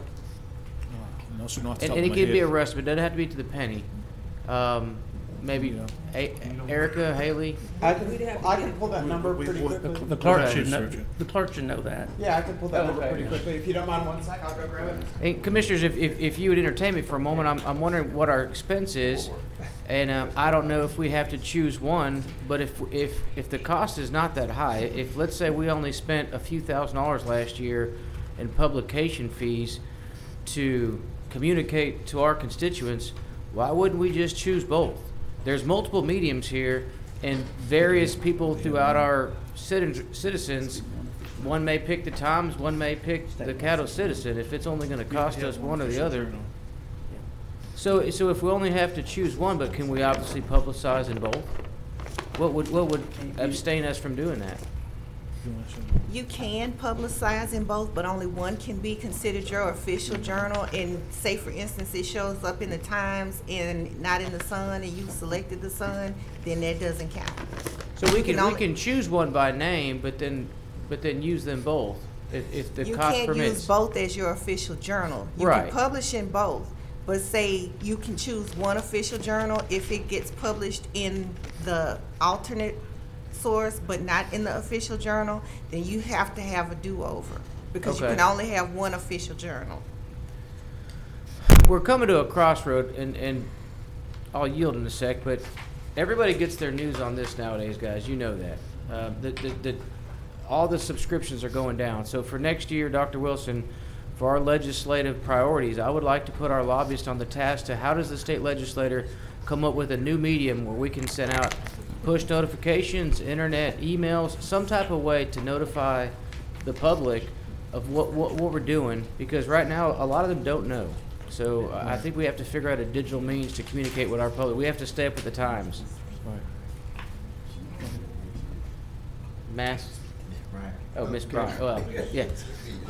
Sorry, Dr. Wilson, you'll be on vacation. There, Miss Bryant. I just conferred to. I have made a note of it. We made a note of it, If sir. it's appropriate, I could add something to that. What are those two figures? Well, For the first of warrant. all, so last year, so we budgeted 40,000, and keep in mind, this isn't just for our function. This is for everybody in the parish who advertises and has to advertise things in the official journal. So there are other entities that use it. But 40,986.82 was what was spent last year. And it looks like we're on course for lower than that this year. We've made some changes to how we're publishing those, and so it looks like we're on course for some savings this year. But just in brief response to your comment, Commissioner Chavez, if it's appropriate, the Louisiana Louisiana Police Jury Association does have as one of its items that it is pushing some changes to the official journal requirements that would allow for there to still be an official journal that is your one official journal, but that your date of publication could be when you publish on your website. So that's something that they're asking for. They are trying to come into some middle ground between digital and print media, and so our statewide association is advocating for that, and I just wanted to mention that that is something that they have heard, they are considering, and they are advocating for it. That's some good news. Okay, thank you, President. Commissioner Young? Thank you, Mr. President. Attorney Fraser, I have a question. Yes, Is the Caddo Citizen the same newspaper as the Shreveport Sun? it's my understanding that they work jointly Is that as the the official journal. Is that this? I mean, that sounds like a little bit of a paradox. If you say we can only have one official our journal contract- and we have two papers that jointly work as our official journal, can you explain it to me? Our contract is with the, and I'm sorry to interrupt, but our contract is with the Caddo Citizen.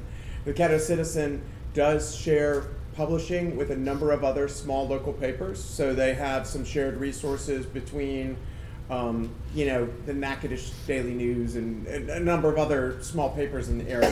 They share some expenses together. I don't know what their exact business relationship setup is, but they are separate entities who share some printing expenses and that kind of distribution expenses. And so I guess you could say they're they have a group part of their business. Our contract is with the Caddo Citizen, and that is clear. That is our official journal. But part of their contract is that everything that they print is printed in duplicate in the Shreveport Sun. I see. Okay, thank you. Commissioner Carlson. I just had a question in relation to the Shreveport Times. Isn't it supposed to be being purchased by someone down south or something of this nature, some other conglomerate? No, the Advocates, a new competitors coming into the city. Oh, Okay. Okay. Now, Mr. Clerk, where are we? We're at the substitute motion that's before you right now. What he said, y'all prolonging his retirement. Substitute motion being? Substitute motion, it should be on your screen right now. That's the, to confirm the Shreveport Times is what's in front of you at the moment. Okay. All right, we can vote.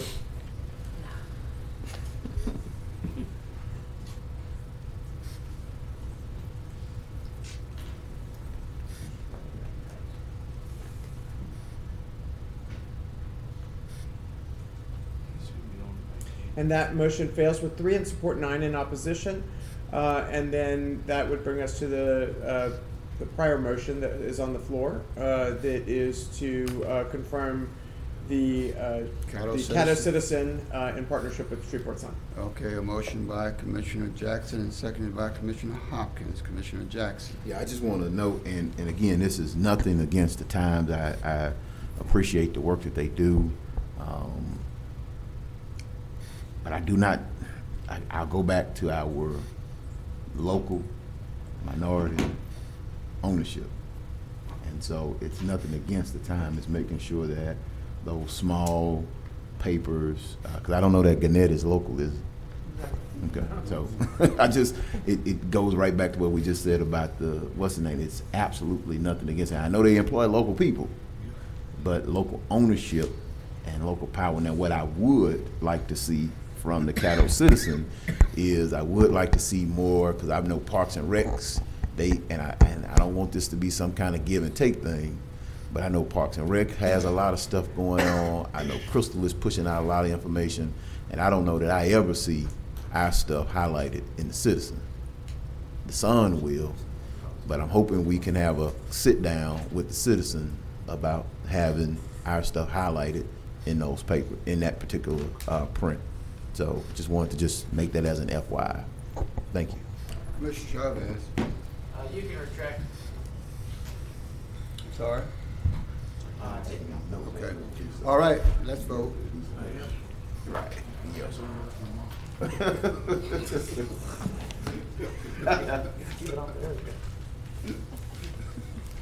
Wow. Showing out in the last day. Commissioners Jackson. And that motion carries with 11 in support, 1 in opposition. And that brings us to the next item, which is adopting the recommendations of the Property Standards Hearing Board. Move to adopt. Second. Okay. And just so you know, we put all 4 cases under this section, so you can adopt it as one if there was some. I have a motion by Commissioner Jackson and second by Commissioner Lazarus. If you want to speak. We discussed this all in committee. Everyone seemed happy with the results. That's all. Okay, let's vote.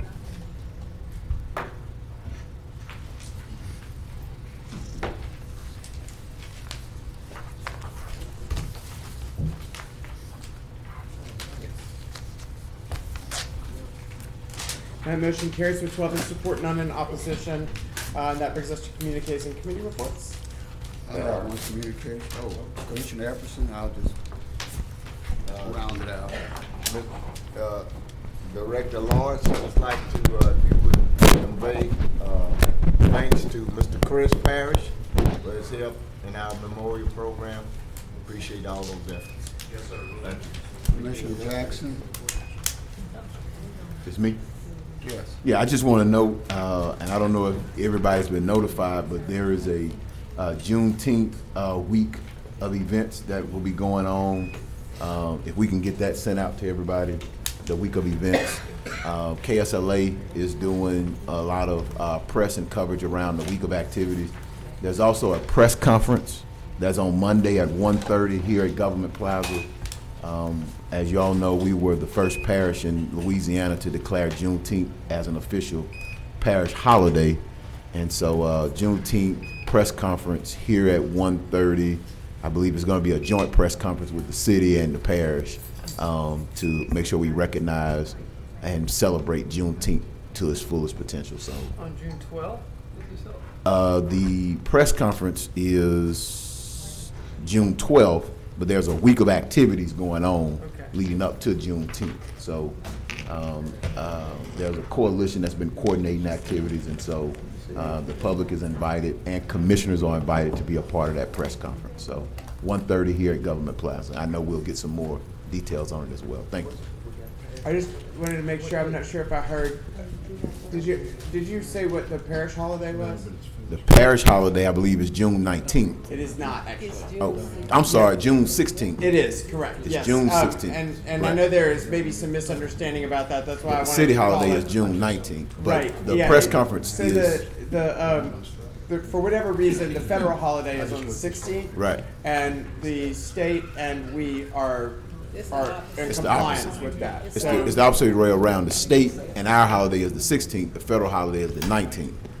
And so we are off the 16th, the city is off the 19th, but the press conference is on the 12th to make sure that we let the public know and get the public excited about a week's worth of events. And I think you're on the program, if they hadn't told you already. On what? You're on the program if they hadn't told you already. Well, they hadn't told me already. Consider this your notice. The MC over there in the corner. Okay. Before everybody leaves, I think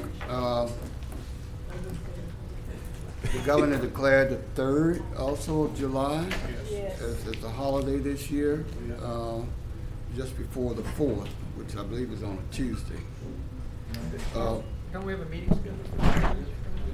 Yeah, but we are reworking that meeting right now. Commissioner Gage, well, I'll finish mine, then Commissioner Gage, I can. I just wanted to mention also that there was a very important press conference that was held yesterday on passenger rail. A very important announcement. As some of you may know, when we started out trying to put passenger rail here, we hadn't had it since 1968. I was able to sponsor monies for a study to restudy passenger rail between Texas and Mississippi, and it wound up showing feasibility, and from there we've pushed this process on through the help of Senator Cassidy and others to where now they have a grant, passenger rail grant for planning at this juncture, and after that, if all goes well, given the fact that Canadian Pacific has bought Kansas City Southern or merged, or however they did it, that we could possibly condition the routes and have passenger rail hopefully within. He didn't give us a set time, but there's a possibility between, I'm gonna say between 2 and 5 years.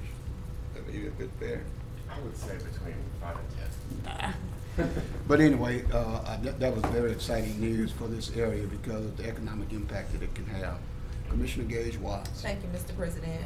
On June 19th is also World Sickle Cell Awareness Day. I ask that we can light the courthouse red as we do every year and ask all of the citizens in Caddo Parish to join the Sickle Cell Warriors and lighten it up red on that day. Red porch lights, just make sure that you do something to acknowledge World Sickle Cell Awareness Day for the Warriors. Thank you. Okay, with that in mind. Motion to adjourn. All right. Good job, Marathon Runner.